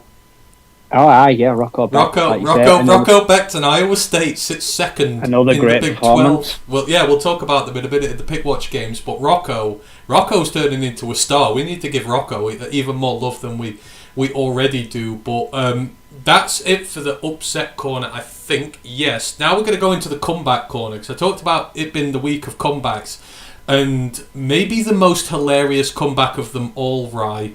Last week on the show, we had a Rutgers sweep against Michigan State, and we thought quite comfortably this was going to be the game that we were going to win. Not so. Michigan State were absolutely hammering Rutgers in this game. They had a 3-touchdown lead going into the fourth quarter, I think it was. And then Michigan State with one of the most sensational bits of implosion I've ever seen in my life. Rutgers get 3 touchdowns in less than 5 minutes. I think it was 24-6, and then before you knew it, it was 27-24, which is how the game finished. But for Michigan State, it all started. There was an illegal formation call on a punt that they were doing. Rutgers chose to make them kick it again. The punter let the snap on the second punt go through his hands, and Rutgers running back Aaron Young recovered the ball in the end zone for a touchdown. Michigan State then went 3 and out. Rutgers then bullied their way all the way back down the field before Gavin Wimsatt threw a 4-yard touchdown pass to Isaiah Washington. Then they tacked on a 2-point conversion, and then on the ensuing kickoff, the Spartans had their onside team on the field. The wide receiver allowed a short kick to drop without attempting a fair catch, and it was recovered by Rutgers. It was basically an onside kick. The receiver just sat there and watched it, and they recovered it. One snap later, it was a 21-yard run. Scarlet Knights had their first lead of the game. Then they forced a 3 and out, and then they ran the clock. I mean, Jesus Christ. This Michigan team... State team, sorry, not Michigan. My apologies. I watched this. You should have put the Benny Hill theme music to this. This was how bad this was, Ryan. Rutgers had no right to win that game whatsoever. And Michigan State, with one of the worst lot of special teams, the worst special teams quarter in the history of football. Yeah, it was... If you're trying to win the fans over and get them back on side, it's not the way to go about it. Like I say, because the fans... Woof, that was a meltdown they had. And it was pretty just bad as well. As you say, special teams is where games are won and games are lost. And they lost it, yeah. Like I say, I don't know. Well, yeah, illegal formation on a punt, that seems like quite a rare penalty. You very rarely see them. And then, like you say, instead of tacking it on or do it again, they make them kick again, which was a good decision, because sometimes you get a stroke of luck. That's what it was. Like you say, dodgy fumble, like you say, you recover it for a touchdown, and then you feel momentum. The momentum swing. Like you say, the onside kick, just weird. Like I say, the whole kicking, the lineup, the style, the lack of care or attention to even attempt to ground it or catch it. You just let it come towards you, but you don't actually make any move towards trying to corral it. Something tells me that player probably got quite an ear bashing in the locker room at the end. But yeah, like Rutgers, did they deserve to win? No. Should they have even been in the game? No. Do you ever look a gift horse in the mouth? Absolutely not. They were offered some very nice and very generous gifts, and they took them. And in the end, yeah, they squeaked out a win that keeps them on a... Is it 5-2 now? Like I say, a fantastic year. Like the Scarlet Knights, like I say, their football may not always be attractive or appealing or sometimes even watchable. But it's efficient and it's getting the job done. And on the other side, Michigan State's band, I really don't know where they go from here. It felt like a new low for the year. They were cruising, and then next thing, you blink and it slipped through your fingers. And not exactly the best way to encourage a head coach to take over. And not exactly the most comforting of things to give your fans just before the Wolverines roll into town. They're going to drop 60 on them. Maybe 70. That's how bad it's gonna this be is going to be. It's not in the pick watch this way. I mean, Michigan, the Michigan Derby always goes in the pick watch. Because anything can happen. Not this year. Not this year.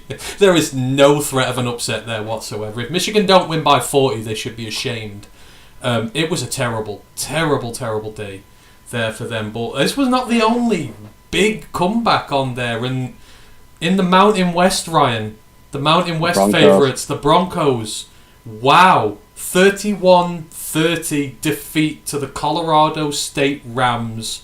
Colorado State were down 20 with 6 minutes left. And again, a case of they scored so quickly. Fowler Nicolosi, the Rams quarterback, 12-yard touchdown pass to Louis Brown with 4 minutes and 1 to go.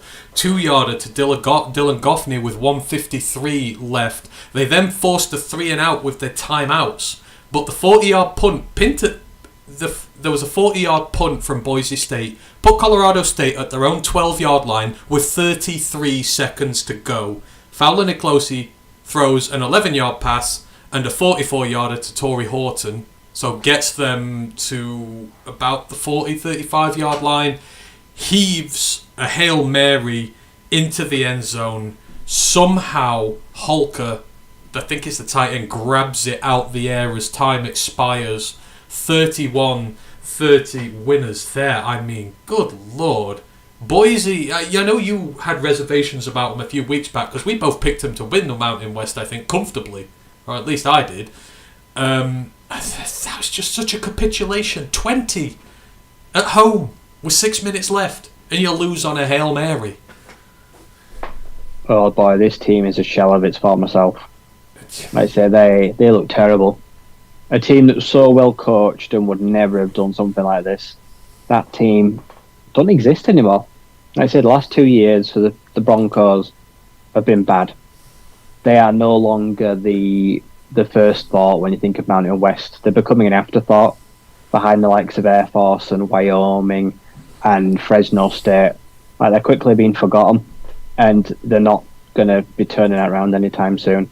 I like the quarterback, but he's prone to lapses of error and everything else around him. Just a lack of talent, a lack of cohesion, and pretty much all summed up in this one performance, as you say. They had a really good... I think they were winning 2-0 at half-time. They were blanking them 19-0. And yeah, just out of nowhere, another team that didn't deserve to win, just didn't do enough on the day to win. But they rallied, they scored quickly, they caught a team cold, and in the end, snatched victory from the jaws of defeat. Yeah, they did. And it was... They should not have let that slip. And it was an even more damaging defeat because there was another team in the Mountain West who crawled themselves out of a hole, which usually you don't expect them to, and you mentioned them there. The Air Force Falcons, service teams really struggle when they're multiple scores down on the game. They were 14-0 down to Wyoming, and I think it was 4 minutes. First 4 minutes of the first quarter, and you're like, oh my God, they're 2 scores up. There's no way they're going to be able to dig themselves out of this. Think again.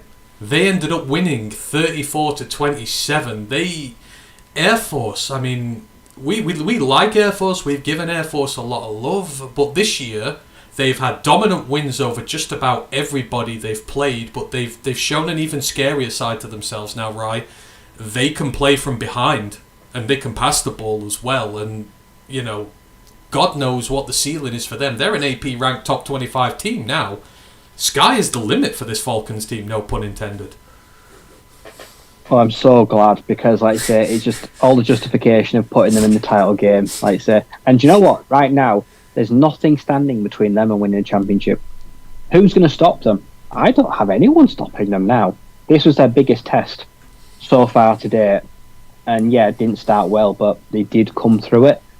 And for me, when I look at the rest of the schedule, out of conference could be hard, but in conference, like, they're cruising to a championship game as it stands. Obviously, touch wood, but yeah, they run the ball with a 3-4 headed monster. When they have to, they can pass the ball and efficiently, like I say, a few times a game, which is enough to move the chains or dig themselves out of a hole, which is something they've very rarely been able to do in the last decade. And yeah, they don't panic when things don't start well. Like I say, they stick to what they're doing. They stick to what they know. They make it work, and they're able to get themselves out of a hole. So, yeah, they're becoming the premier military academy, if you want to say that in football. Their style is something that the others will look to emulate, but you need the personnel, and the others don't have the personnel like the Falcons do, because they've got the best quarterback of all of them, like I say, because he's able to actually air it out with some sort of efficiency. So right now, they can do no wrong. Like I say, top 25 team in the nation. They're trying to wrap up a chance to win a title game, and maybe, just maybe, a New Year's Six bowl. It's early, but they're a front runner right now, and it'd be hard to begrudge them of it. So this could be one of their best seasons in their history. I agree, it could be, and there's only one thing I think that can stop them, and I'll talk about it later because they're in the pick watch and we'll preview the game when we're done with these. But yeah, fantastic for them. When a service team can start winning from behind, then be worried, because then there's like very little way of beating them, because they'll just be over you all the time. Anyhow, moving it on, the other one, and this was quite a funny one, took place in the SEC. We can't stop talking about Florida this year, Ryan, no matter how hard we try. But on the road to South Carolina, a rotten day for Shane Beamer. I think they were 10 points up with no time to go all in this one, and they somehow conspired to let Florida win this. It was 41-39 in favour of Florida, and South Carolina again letting a big lead slip at the end of the fourth quarter. And Shane Beamer's day got even worse because he kicked something in frustration after the game and broke his toe.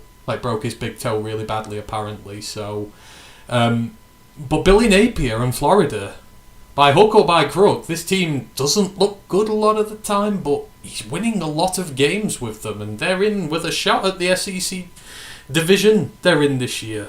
I mean, it's just something about them. To go and win at South Carolina in that environment, 2 scores down so late in the game, big win for the Gators. Yeah, it's just such a odd team. Like I say, on appeal, when you watch them, do they pass the eye test? No, they look terrible. Do I like the quarterback? No, I think Graham Mertz blows.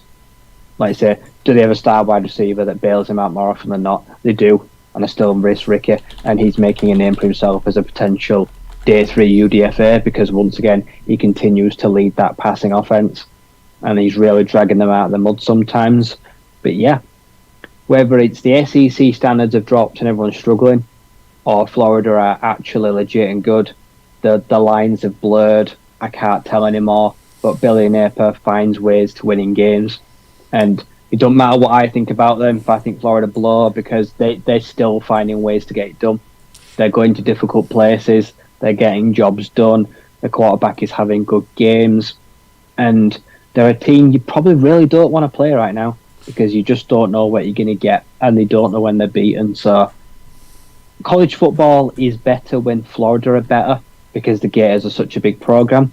And do Florida have to play well to win games right now under Billy Napier? They don't, no. They're literally like to say that if you give us a ball with a chance to win it at the end death, we like our chances to do it. Do you know Mertz's stat line this year? 76.2% completion on his throwing, 1,897 yards, 12 touchdowns, and just 2 picks. Wouldn't have been saying that as his predicted stat line when he went there first, would you? Didn't do any of that at Wisconsin.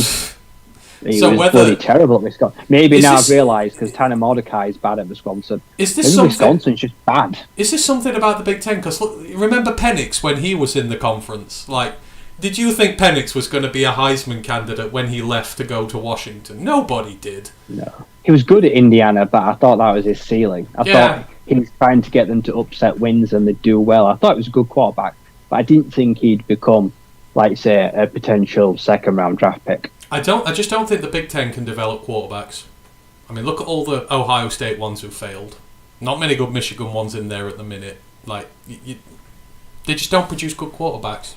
I think it's just a thing about the conference. They love producing linemen and running backs. You want a running back, go to the Big Ten. You want a lineman on either side of the ball, go to the Big Ten. You want a quarterback, don't go there. Like, period. Shout out the mock draft as well. Princely, Umanamele, the Florida defensive end. He is one of the best players in the nation right now, according to PFF. Oh, he had an absolute monster. His pass rush win rate's insane, isn't it? It's like he's out in front and it's not even close. I can't remember what it is, but yeah, Princely is having himself a year. Uman Milan, that's his name. Princely Uman Milan. He's got SEC right now. He's going to be really interesting to watch because Yeah. you've got Florida, you've got Missouri, we've got two massive games the next 2 weeks. You've still got LSU that are still there fighting. Yeah. Ole Miss as well, and Georgia, for me, don't look great, and the pack behind them, is pretty ferocious. So, yeah, it's fun. This is genuinely the most SEC fun I've ever had. Yeah, because the good teams are bad. Even Georgia don't look good. Like, they struggled with Vandy Bama, this week. I said Bama were naff as well again this week. Well, I'm going to quickly do the Survivor corner because Bama are in there. Bama 24-21 winners at home to Arkansas, but that doesn't tell you anything. They were 24-6 up at half time against Arkansas. They didn't score a single point in the second half. Arkansas nearly came back and threatened the win there, and KJ looked good in that second half. Finally some spark from that team, but they're on like a 5-game losing skid now, Arkansas, and they're rock bottom of everything, but they looked poor.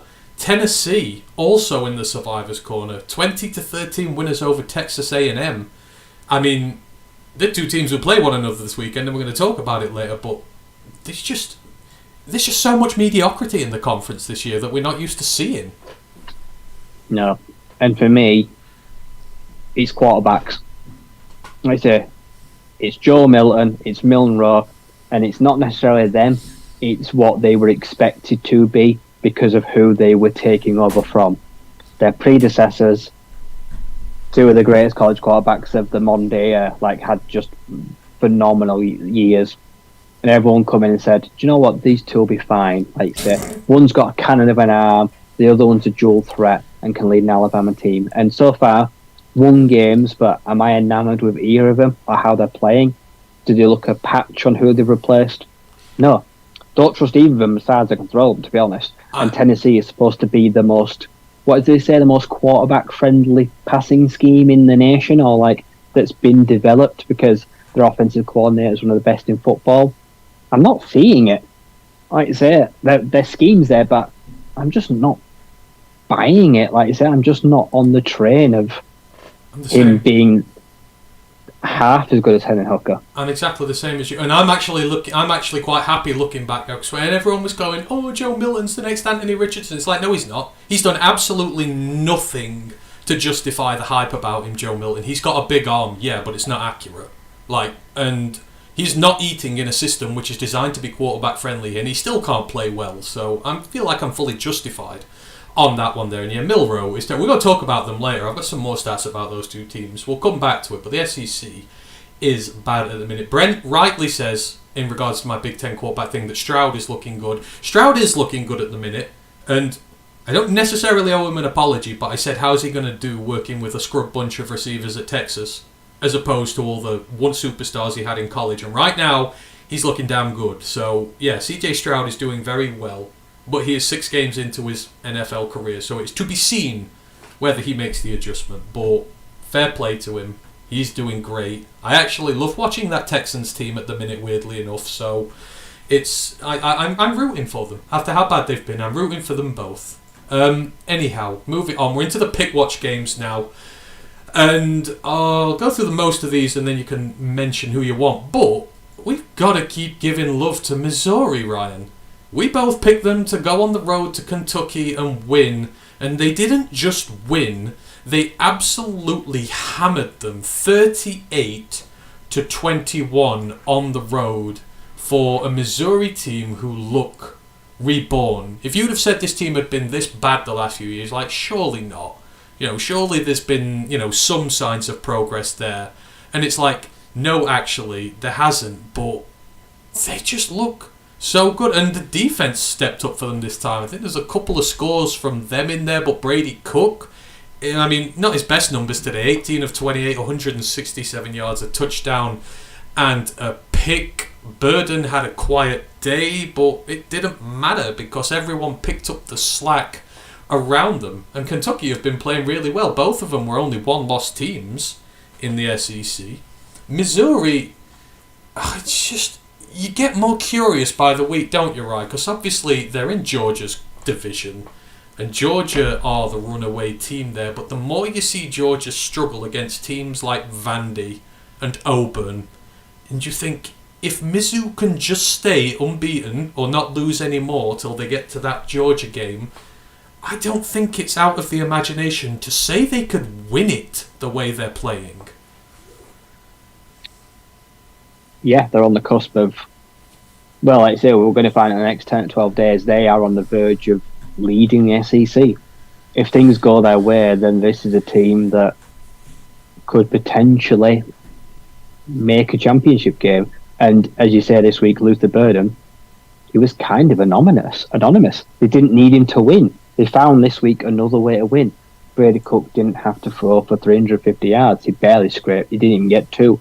Like I say, the ground game and the defence decided this week to turn up and take a little bit of burden off the passing offence. And I've never been high on Kentucky, and I don't think they're great. But yeah, they were a one loss. It was on the road. It was an SEC game. So it had the makings of a crucial match that they couldn't afford to lose. And they handled the game, they handled the business, and in the end, it was fairly comfortable as well. Like I said, they went there, they got the job done, and they never really looked in danger. And with two season-defining games on the brow of the horizon, I couldn't really have asked much more of them. They just had to avoid a slip-up, and then they put themselves in probably one of the most fascinating positions in the nation right now, Missouri. They've got the chance in the next 2 weeks to potentially shake up an entire conference if they can do what they do well. So they're definitely the team you have to look at. If you're a neutral or an outsider, you've got to have one eye on them because they could cause some teams some major headaches in the near future.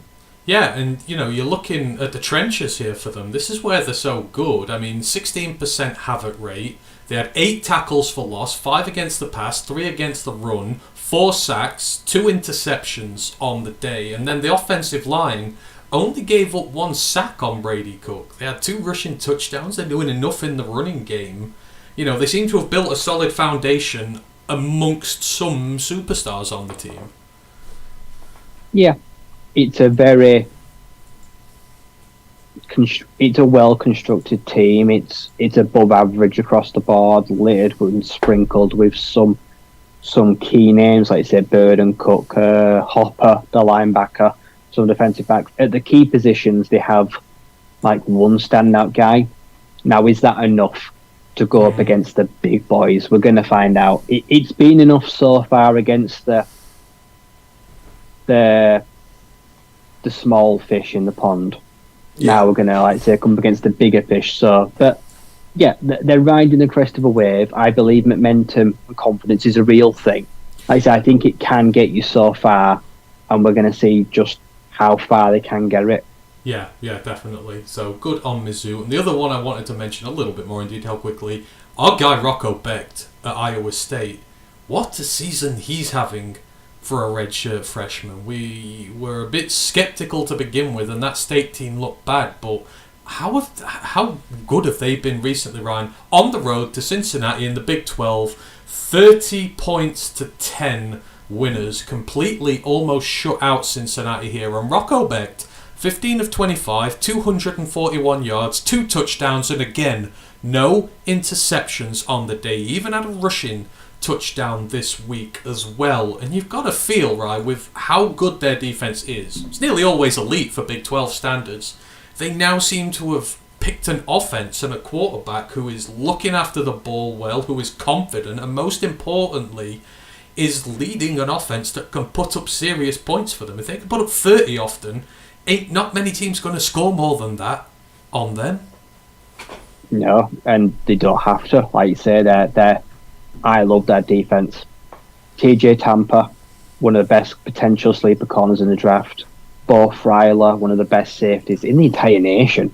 He's at like 4 picks. He's like 3 forced fumbles. He's like 40 tackles. There ain't many guys right now doing more on a defense across the board, like I said, than him. He is a proper sleeper.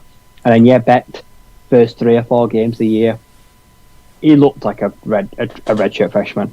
He was throwing like a pick a game. Like you say, he was missing reads. He was not confident. He didn't look confident. And then I think like 3 or 4 weeks ago, I saw a picture of his parents went to a game, like you say, and he played really well, got like one of the wins. And since then, he looks like a different guy. And then commentary were talking about similarities between him and Brock Purdy.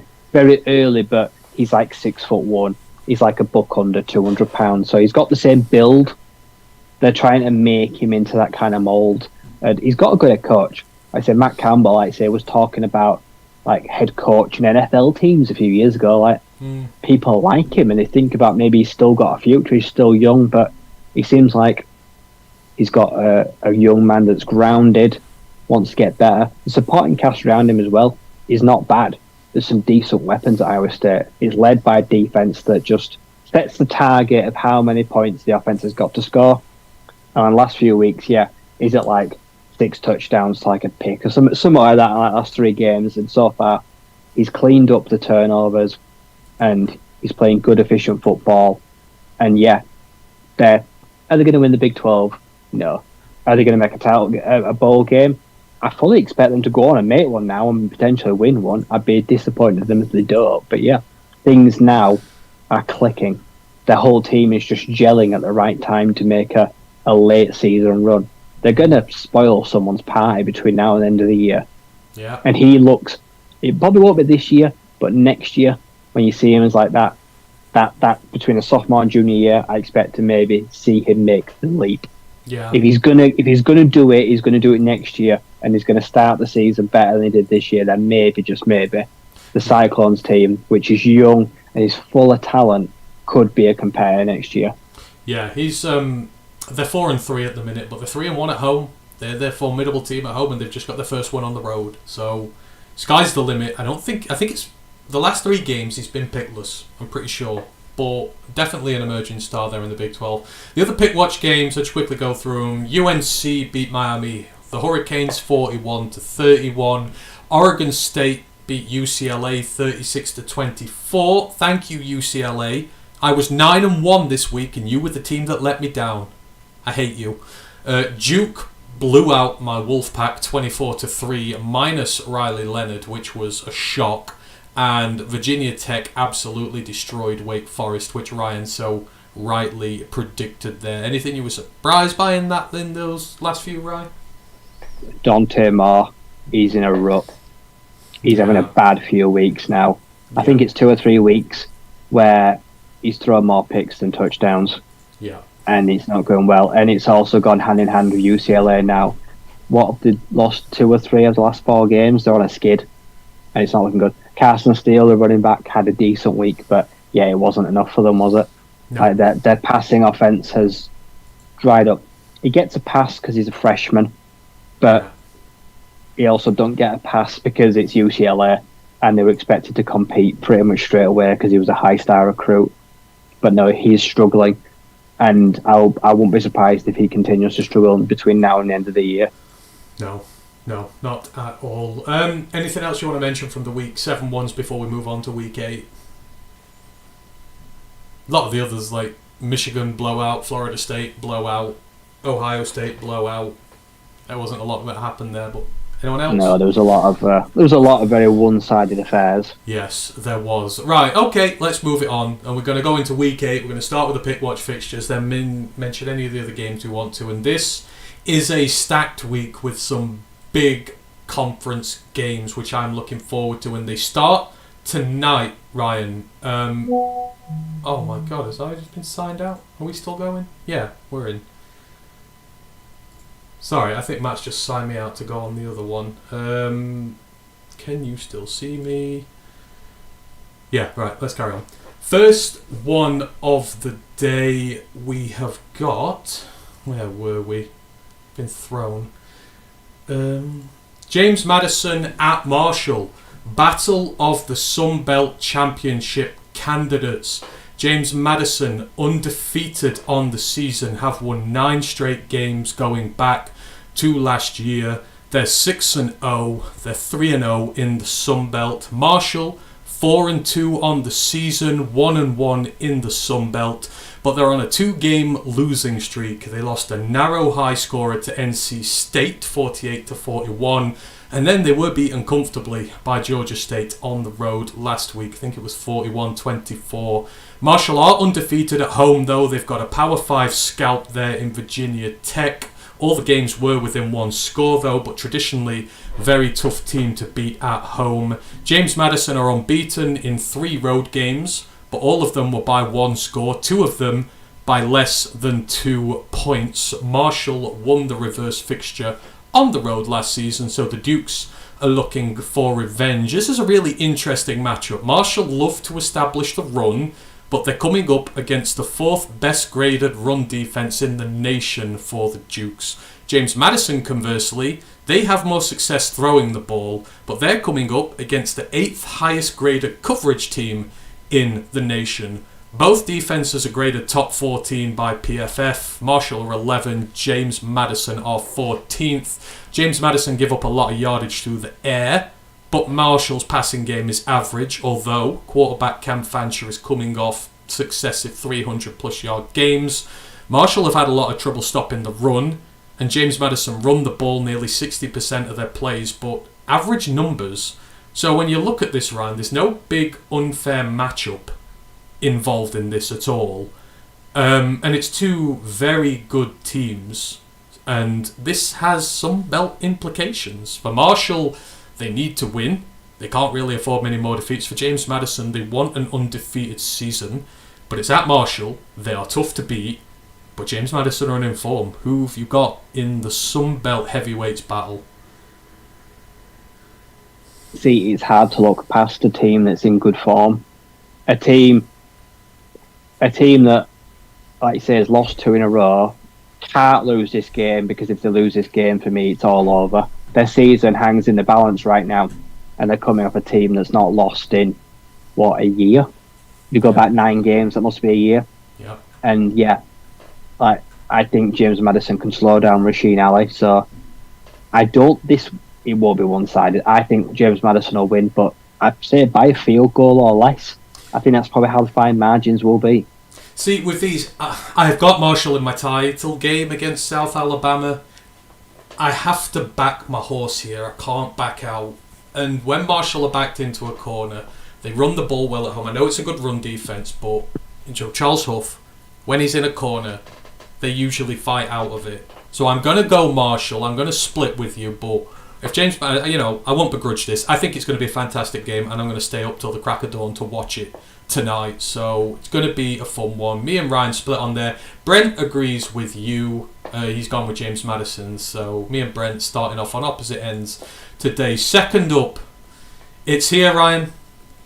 This is my credibility on the line completely here. Number 7 ranked Penn State on the road at number 3 ranked Ohio State. Penn State undefeated at 6-0, wins over West Virginia, Delaware, Iowa, Illinois, Northwestern, and last week UMass. Ohio State also undefeated at 6-0, wins over Indiana, Youngstown State, Western Kentucky, Notre Dame, Maryland, and Purdue. Ohio State owned this rivalry with 9 wins in the last 10 years, but as I will say till the crows come home, Penn State are different this year, and it starts with the defense. They are number 1 in the nation in total defense. They only give up 193 yards a game. The next nearest team is 233, 40 yards behind. They're the second They're number 2 in scoring defense. They give up a measly 8 points per game. Only Michigan is better than that. They've given up just 6 touchdowns in 6 games, and they've only given up 1 passing touchdown all season, and they've only given up 2 field goals all season. Their 27 sacks gives them the highest average per game at 4.5 in the nation. Only 2 other teams average more than 4 sacks a game. And Ohio State, they're only 8th in the Big Ten when it comes to protecting their quarterback. They average 8.5 tackles for loss per game, which is 5th in the nation. And to put all that together, they've got the nation's 2nd best run defense as well. You've got studs everywhere. Chop Robinson and Idisa Isaac are both teeing off on the edge. You've got Dominic DeLuca and Abdul Carter. They are creating turnovers and stacking tackles in the linebacker room. And then in the cornerback room, you've got Daquan Hardy. You've got Kalen King. It's talented all over. But it's under the offense where I truly believe in this team and where it's turned a corner. Drew Aller, it's his first season. The offense, it ranks 43rd nationally at the moment.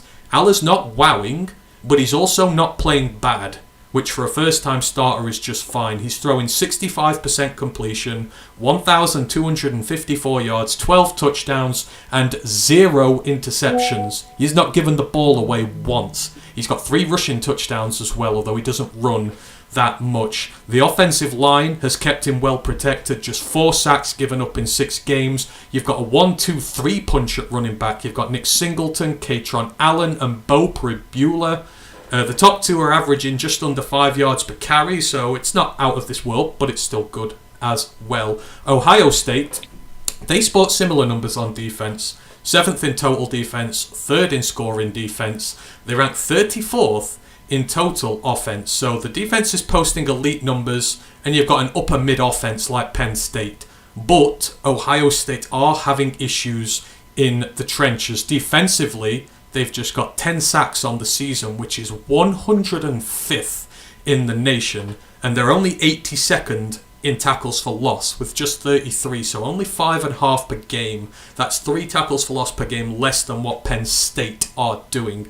But they have got star players. You've got the linebacker Tommy Eichenberg, you've got Denzel Burke, who's one of the best corners in the country right now, if not the best. You've got Tyleik Williams and JT Tuimaulo on the interior of that D-line who are really good. And then on offense, like Drew Aller, Kyle McCord, first-year starter. The numbers are similar, except passing yards. 64% completion, 1,660 yards, 11 touchdowns, and 1 interception. He's got an array of attacking weapons. Marvin Harrison Jr., Emeka Egbuka, Julian Fleming, Carnell Tate, and tight end Cade Stover. He's actually 2nd on the team in receiving yards. He's become a go-to guy for him. Offensive line has been good in the run game. It's allowed just 24 tackles for loss this season, but as said, they've given up 10 sacks on Kyle McCord so far. I mean, on paper, right, Ohio State just win this game every year, no matter whether they're good or bad, or Penn State are good or bad.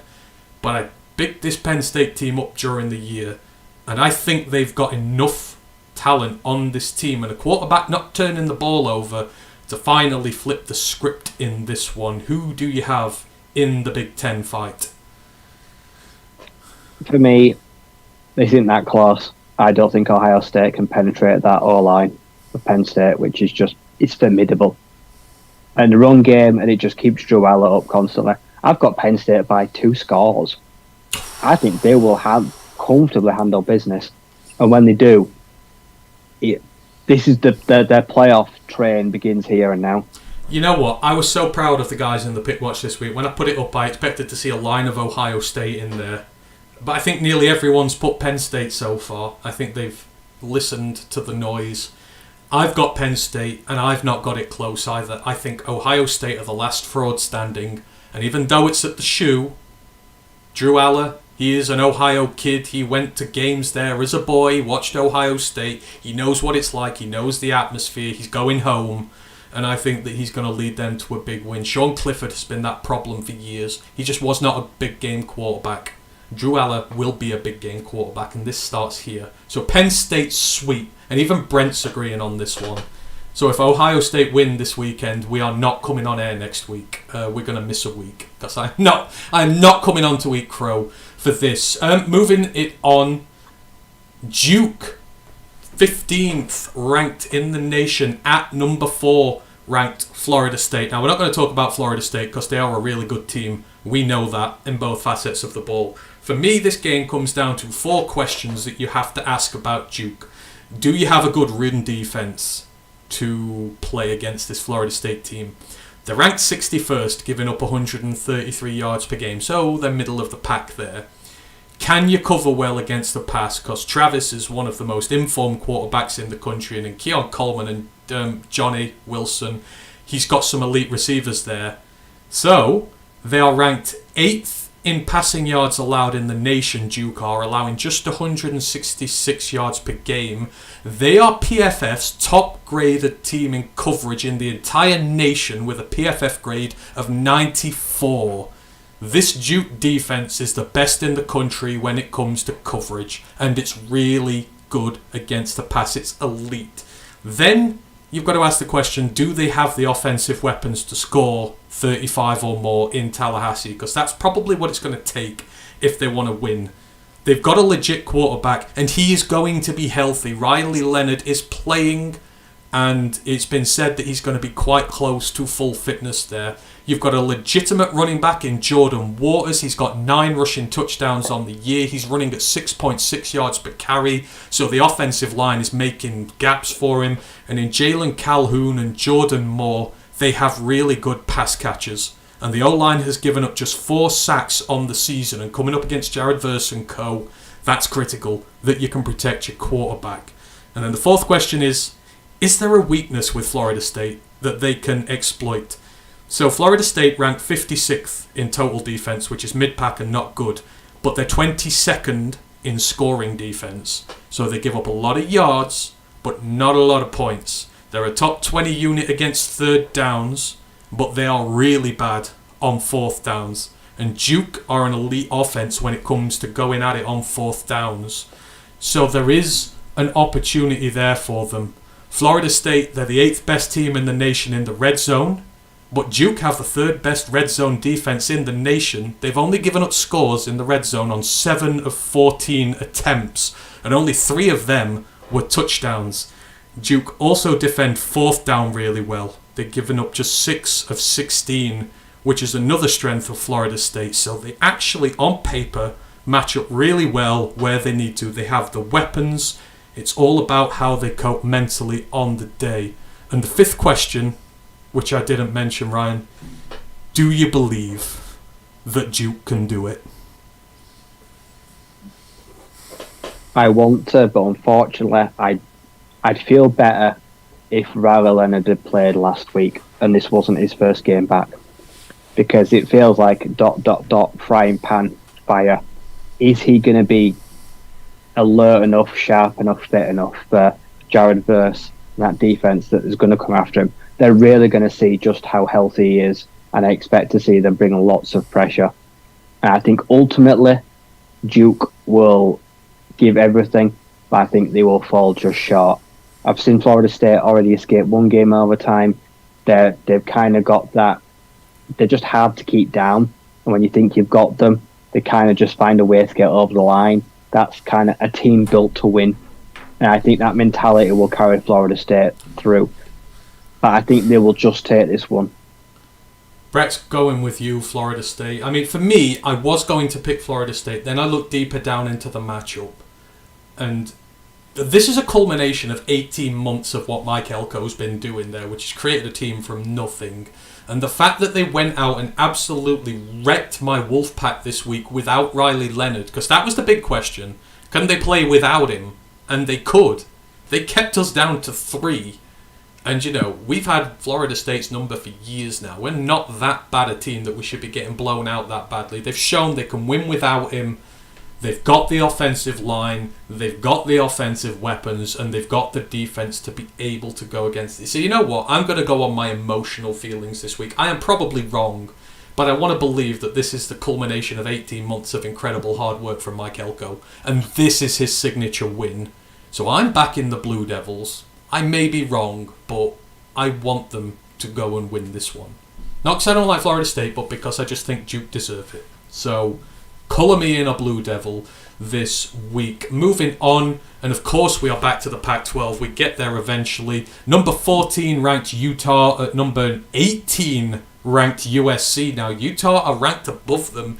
Utah 5-1 on the season, sole defeat to Oregon State. USC 6-1, coming off the back of their first defeat of the season. Utah sport an elite defense, and we know this. It ranks number 9 in total defense in the nation. It ranks number 5 in scoring defense. They only give up 12 points per game. They have the number 1 run defense in the nation. They give up just 67 yards a game on the ground. They give up 211 through the air, but that's because no one can run on them, so people pass more, so the stats skid with a little bit. The offense has been hit hard though. No Cam Rising or Brant Quita, the tight end. It's looking more and more likely they're both going to get medical red shirts and come back for 7th seasons, especially if Utah lose another and they're eliminated from the Pac-12 title chase and playoffs, which they will be if they lose this. It ranks 115th in total offense in the nation. Passing game is 122nd for Utah. All the production hinges on the running game. It's top 50, led by Jaquindon Jackson. They've got 4 good rushing threats there. But they're coming up against this USC defense, who are now ranked 92nd, and they couldn't stop a runny nose now if they tried. They're 82nd against the run, 89th against the pass, and they give up an average of 30 points per game. The offense is top 10, but the run game is only 60th. A lot of it relies on Caleb Williams and the pass, and we just saw what the Notre Dame D-line did to him and turnovers, and this Utah D-line is better than what Notre Dame have. Unfortunately for them, Utah, they rank 5th in sacks and 10th in tackles for loss, so if they can't run it, the Utes will tee off on them. The question here is, can Utah put enough offense together on this USC defense to go out and win it? Ryan? I'm conflicted because I don't trust Utah's offense to score anywhere near enough points. But I've also just seen the fragility of USC and that Caleb Williams can have bad days. Would he have back-to-back stinkers? I don't think so. I don't think it'll be impressive, but I think USC will have just a bit too much through the air. USC don't even try to run the ball. I don't think they'll even try to. But I think they can beat the Utah secondary. I think their receiving core can get after them. So I think Utah win an ugly one. No, I think USC win an ugly one. See, won't generate too much offense, but they'll generate just enough. See, I was going to say Utah, but then Brent said it, and I don't want to agree with Brent so much. But we talked about this when it came to the UCLA game. Like, Utah completely dominated it, and they didn't need to score that many points to win. And I've seen what happens to the USC offense when it's faced with severe pressure. They're not going to be able to run the ball on this Utes team, so it's all going to come down to Caleb. And I know it's at the Coliseum, but Utah they've won big games before. They did it against Oregon 2 years ago when no one gave them a chance, and they went and won. I know Cam Rising's in that team, but I'm going to go upset again. I'm going to go Utah. I just believe in that defense, and I don't trust USC at all. I don't trust that offense now until proven otherwise. So Utah upset there for me. Moving on to the SEC, number 17 ranked Tennessee at number 11 ranked Alabama. I mean, this time last year produced one of the matchups of the season when Tennessee shocked everyone and beat the Tide at Rocky Top with that legendary spread offense. But what a difference a year makes in college football, Ryan. Both these teams come in looking like a former shadow of themselves. For Tennessee, things have monumentally shifted. It's actually their 17th ranked defense that leads the way now in the nation, and the 32nd ranked offense that follows. Last year, they were all offense and no defense. On offense, the losses of Hooker, Tillman and Wyatt have yet to be replaced. Milton is throwing barely 220 yards per game. His completion rating is just 60%. Now, you might say that's high, but in this quarterback-friendly system, which has a billion screenplays in it, which are easy pad your stats completions, it's low. Hooker was at 70% last year. so it's a significant withdrawal. They've lost leading receiver Brew McCoy to a broken ankle in week 5, and the passing offense ranks 82nd in the nation, and it's actually getting less yards per game than the run, which is crazy. But what they do well is they run the football. They're averaging over 230 yards per game on the ground, which is 6th nationally. And as we saw against the South Florida Bulls, Bama have trouble stopping the run, even if the overall stats say otherwise. And the offense schematically is exactly the same one that gave them so much trouble last year. But it might be down to the defense to do the heavy work for Tennessee. Now, the run defense is top 20. The passing defense is top 30. They can stop teams both ways. The Achilles heel is in the red zone. They rank 60th. They've given up 14 scores on 17 visits. So you can get in the end, if you get in the red zone, you're giving problems. But they're coming up against an Alabama offense. And get this, Ryan. They rank 86th in the nation on total offense. That's 8-6. The 71st in rushing offense, the 81st in passing offense. The only redeeming quality is that they're 11th in the nation when they're in the red zone, which matches them really well against Tennessee, but can they get there? The defense is very much better. It's 15th. It's getting a ton of production as of late. Dallas Turner, the linebacker, he's one of the most informed players in the country. He's got 10 tackles for loss and 7 sacks on the season so far. But Ryan, this is 2 teams who are fallen from grace last year. Tennessee running the ball really well, defending really well, passing not so well. Bama just getting fluky every week. They could be a 3-win team this year, genuinely. Who have you got in the battle of the SEC fallen giants? I've seen enough Alabama football right now to know that Tennessee will win this game. It will be ugly. It will be scrappy. There'll be penalties. But, yeah, the Crimson Tide, for me, they just ain't it this year. I just don't trust the quarterback. I trust the lack of weapons on the offense. And Tennessee, as you mentioned, show they for themselves, playing a different brand of football. I think will best that. And I think they will capitalise on an offense of Alabama that it's just struggling. It just looks like it's just lost all its juice and its identity has been taken away from it. And yeah, I don't think Tennessee will actually have to score that many points to win this game. I think they should be able to knife through butter with the run game. If I look at this on paper, even though it's in Tuscaloosa, I want to say Tennessee win, but Alabama feel like they're getting jammy this year. Every time they're playing teams who can beat them, the other team's not showing up. Ole Miss didn't show up. Miss State didn't show up. Arkansas didn't show up for a half. Like, all those teams could have beaten them, and they're just not showing up. And it just feels like a theme with them this year. So I'm going to go Bama, but for no other reason that I feel they're just getting fluky this year. And Brent's also put it as well. Brent, we need to have a word. We need to stop agreeing with one another so much. Next up, ACC action. Clemson at Miami of Florida, the Hurricanes. Don't need to say too much about this. The 4-2 Tigers meet the 4-2 Hurricanes. Both teams have little left to play for, but making a good bowl game. Who have you got in this one? Clemson or the Hurricanes? I'll take Miami because they have a good week, they have a bad week. Last week was the bad week, so I'll say this week's the good week. And I'll say Tyler Van Dyke, who is very hot and cold, actually lights fire this week and lights up the Clemson defense. Yeah. K-Club Nick, I'm just not enamoured with it. I just feel like Clemson are a team treading water right now. Yeah, Miami are turning up for They're the there big for games. the taking. Yeah. I don't trust Miami as far as I can throw them. I expect Cristobal to somehow fuck this up. Miami are turning up for the big games. Yeah, That's I right. think they will again. Yeah, I agree. I think they're turning up for the big games. So Miami for me as well. Just a few more to go. Of course, we've got to get out of here because we've got another show to do.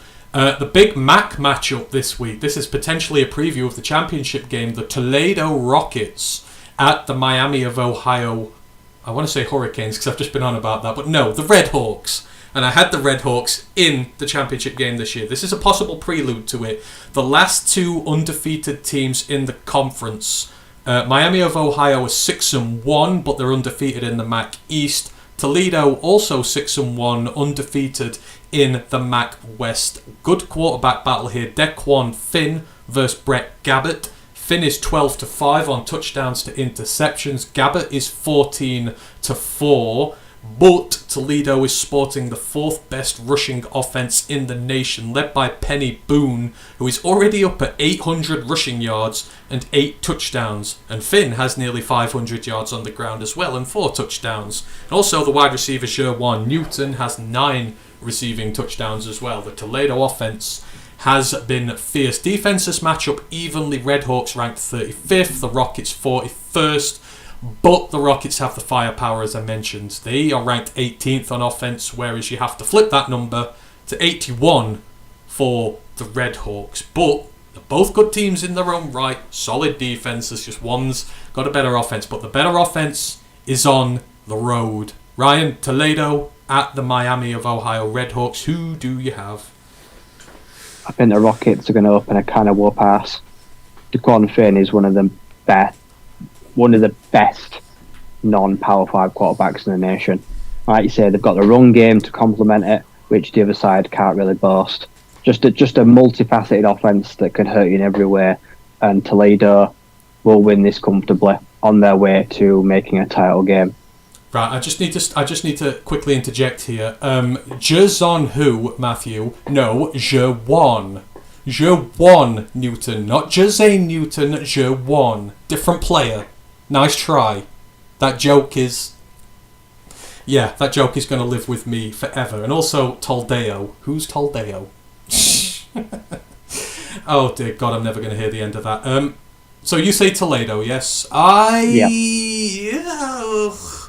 I got the Redhawks in the title game with Eastern Michigan. I need Toledo to lose this, actually, so Eastern Michigan can win. So I got the Redhawks on this one. That's for my own personal bias. American, UTSA at Florida Atlantic. Another big battle here at the top of the American. Both teams sit at 3-3, but they are both unbeaten in conference at 2-0, as well as Tulane and SMU. So it's a 4-way tie at the minute. Since the defeat at Tennessee left them 1-3, UTSA bounced back with successive wins. They pummeled UAB last week. Frank Harris is fit and healthy again. He's leading an offense, putting up 28 points per game. They throw for 230 and run for 150 on average. Defense, however, is also giving up about 28 points per game, but it did improve last week and limited UAB to just 20. FAU, also on a 2-game win streak, smashed the South Florida Bulls this time out. Not too dissimilar from UTSA on offense. They're scoring 26.5 points per game, so just 1.5 less. 240 passing yards, 10 more. 140 rushing yards per game, 10 less on average. Defense is a bit better, gives up 23.5 there. Betting line is 3.5 in UTSA's favour, but over the last 3 games, Florida Atlantic are averaging over 300 yards per game in the air, now that Daniel Richardson has settled in to his starter role after the injury to Casey Thompson. And UTSA's passing defense is 106th nationally. Conversely, UTSA do a lot of their work through the air, and they're coming up against a defense that gives up less than 200 per game at home. This is in Florida Atlantic's house. Having said all that, UTSA are the back-to-back conference champions coming into this, and they turn up for the big games. Ryan, UTSA at Florida Atlantic, who have we got? Well, I picked UTSA this season already, and they let me down.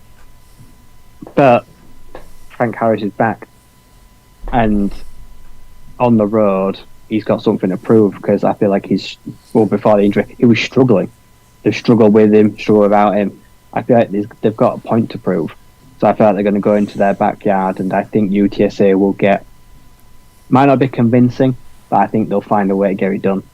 I am 99% certain this is the championship game I had pegged for the Americans, so this is a preview, so I don't really care at this point, as long as they both make it there. But I'm a UTSA stan. Oh, but I love Florida Atlantic, and I love Tom Herman and the job he's doing there. This is tough. I'll go UTSA, just because of brand loyalty, but if Florida Atlantic win, then yeah, they deserve it. I don't mind. It's going to be a cracking game. Right, we've got 2 left, because we really do have to get out of here.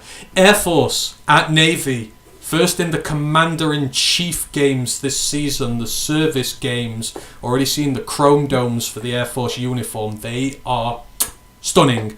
Air Force have been trouncing everything in sight. They sit at 6-0 overall, 4-0 in the Mountain West. Their nearest title challengers are UNLV, the Rebels. They are 2-0 and the only other unbeaten team in the Mountain West. And the scary thing, as we mentioned earlier, they're learning to win from behind, which for option teams is difficult. That 14-point deficit against Wyoming, they erased and beat them. The Midshipmen, 3-3, 2-1 in the American, but they're coming off a pair of conference wins. First against North Texas, and most recently, this weekend just gone, they had a road win against Charlotte. They shut them out completely. A road win shutout is rare. Falcons' defense is playing light out, ranks 3rd in total defense, 9th in scoring defense, complements by far the best rushing attack in the nation. They have 334 yards per game on the ground. For comparison, the next best is 274, which is Liberty, and 3rd is UCF with 246. So they have about 100 yards per game on ground more than 3rd in the nation. Falcons do have 2 big problems coming into this game though. First, the Commander-in-Chief's games don't care about form. You're a service guy, this means everything to you, and you put more into this than any other game of the season. And more worryingly, quarterback Zach Larrier, they have lost him to a bad knee injury last game. He's thrown for 468 yards, 4 touchdowns and no picks, and he's the second leading rusher on this team. Now it takes a special type of quarterback to run the triple, and they've got no one else who has thrown a pass this year. Is that going to be detrimental enough to the Falcons offense to give Navy a way in? Navy's rushing offense is 5th in the nation, over 230 yards per game. Their quarterback is healthy in Ty Lavatai. He's doing well. I think he's got 360 yards, 3 touchdowns, no picks. But the run defense ranks 78th, gives up over 150 yards per game. And the Falcons rank 5th in run defense. They only give up 77 yards per game. So Air Force are about 18-point favourites for this one, and rightly so. But it's a Commander-in-Chief's game, right? Highly anticipated, highly fought. And that injury to Larrier is huge for that team. Is there a way in for Navy, or will Air Force just go with the run and knock this one off? Yeah, Air Force will just grind this one out. They might not even attempt a single pass all game. I think this game will be one of the quickest games in the nation. 2 teams going to run the ball. It will chew up clock. For 18 points, I don't think they'll win anywhere nearby that. I think that's way too generous for the circumstances right now. I think Air Force will win. Might not be comfortable, but they're going to find a way to do it without their quarterback. I don't trust Ty Lavatai. I think, like I said, the Air Force secondary is not bad. I think Ty Lavatai may get caught out and throw his first interception of the year. So yeah, I think Air Force will squeak this one out. They'll find a way to get it done and just live another week. So Brett and Matt's in the chat. Hope you're alright. Brett and Matt are agreeing UTSA and Air Force. I'm going to go Air Force, but I think it'll be like 13-7. I think both teams will have a touchdown. Air Force will kick a couple of field goals, and it's, you'll get the over-under, which is like Iowa's game this weekend, which is 21.5. They'll not hit that, I don't think. Last one. Back to the MAC.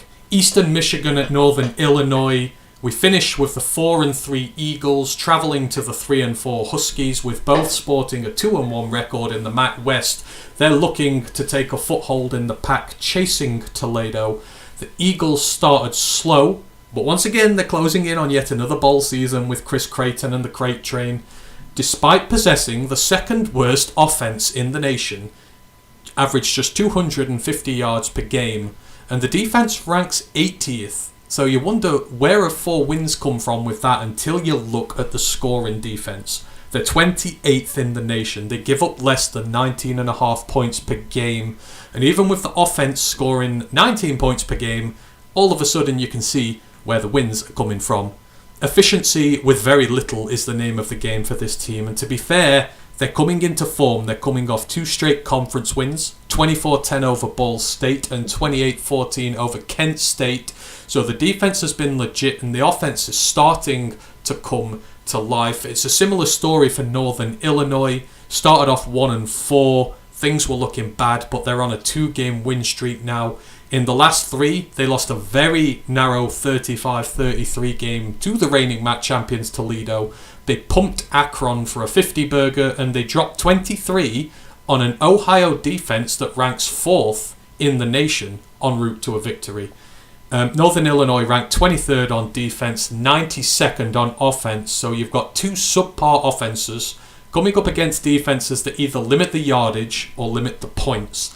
Northern Illinois obviously sport the home advantage, and they've got the better looking results. But Eastern Michigan are coming off 2 defensive dominant performances, and they look to be hitting form themselves. This is a tough one to call. Where he finishes us off in the MAC. Well, this is a must-win game for EMU. Like I said, Toledo or Miami Ohio playing each other. They have to win. Like I said, one of those 2 is going to knock the other one off, so they've got to capitalise this week and stay in the race to try and make a title game. And, yep, both playing bad offence, both playing good defence. But which one's defence sets up the other offence to score as little as possible and still win? It's the Eagles. And I will take the Eagles in a torrid, turgid, unwatchable defensive battle. That's my kind of football. I love it. And I think they will squeak this one out at the death in a 1-point win for EMU. See, I'm beginning... Brent says he doesn't think like me and we don't agree, but I think he does. Brent's picked Eastern Michigan. Matt's picked Northern Illinois. I will ride or die the crate train until it bursts into flames. I'm of course with Eastern Michigan. Big win on the road against Northern Illinois. Long live the crate train. Right, we've got to finish this off quick because we've overran a little bit. Probably going to be a blowout. Arizona State travel to Washington. UCF travel to Oklahoma. Texas travel to Houston, who've been really good recently. Just dropped 41 on that West Virginia defense, which made me sit and look. Washington State away at Oregon. Virginia away at UNC. Ole Miss on the road to Auburn. South Carolina on the road to Missouri. Maybe should have put that in there, actually. Army are on the road to LSU. North Texas on the road to Tulane, ranked 23rd. Minnesota on the road to Iowa. That game has gone down. The spread has gone down. It's gone down to 21.5 points. It was 22.5. It's actually gone down. And UCLA on the road to Stanford. Any things there? You might see an upset. I'm calling Stanford on UCLA right away if they perform like that. But are there any upsets you see there? Give me UCF at Oklahoma. Ooh. I think they could make life difficult for the Sooners. Like you say, third best run game in the nation. Like you say, they are playing good football and they're stingy. But I know which game I'll be watching, and I'll be watching Minnesota Iowa for Final Link. That will be a bloodbath. That will be brutal. Sicko. That's sicko's territory. That is pure sicko's territory. That game could be over quicker than Navy and Air Force. They're just going to run the ball. Auburn. I think Auburn will make life really difficult for Ole Miss. Auburn were really good against Georgia. Yeah. I mean, they fell late. But yeah, I think that's a potential upset as well. The Rebels that's a difficult trip to make on the road. It is. Auburn have looked good this year. I think, Texas could slip against Houston. That Houston offense is just really good, and we've seen Texas buckle. I think there could be potentially something there. I'm not going anywhere near that Michigan State game. They're going to win by about 40. Michigan. Yeah, that's going to be a bloodbath. Michigan. Oh, yeah, it's not even going to be funny at this point. Any other games you're looking forward to this week, or sort of covered a lot of the big ones there? Arizona State, could they beat Washington? No, but I think they'll make life difficult for Washington. They've made life difficult for everyone they've played. Washington are coming down off a high, so this is the best time to play them. It depends who the quarterback is. I imagine it has to be Trenton Bourget, who played really well last week, even though he lost. So that will probably decide what's going to happen, but you never know. Exactly. Any given Saturday. I think that is it. Let me just quickly run through before we get out of here.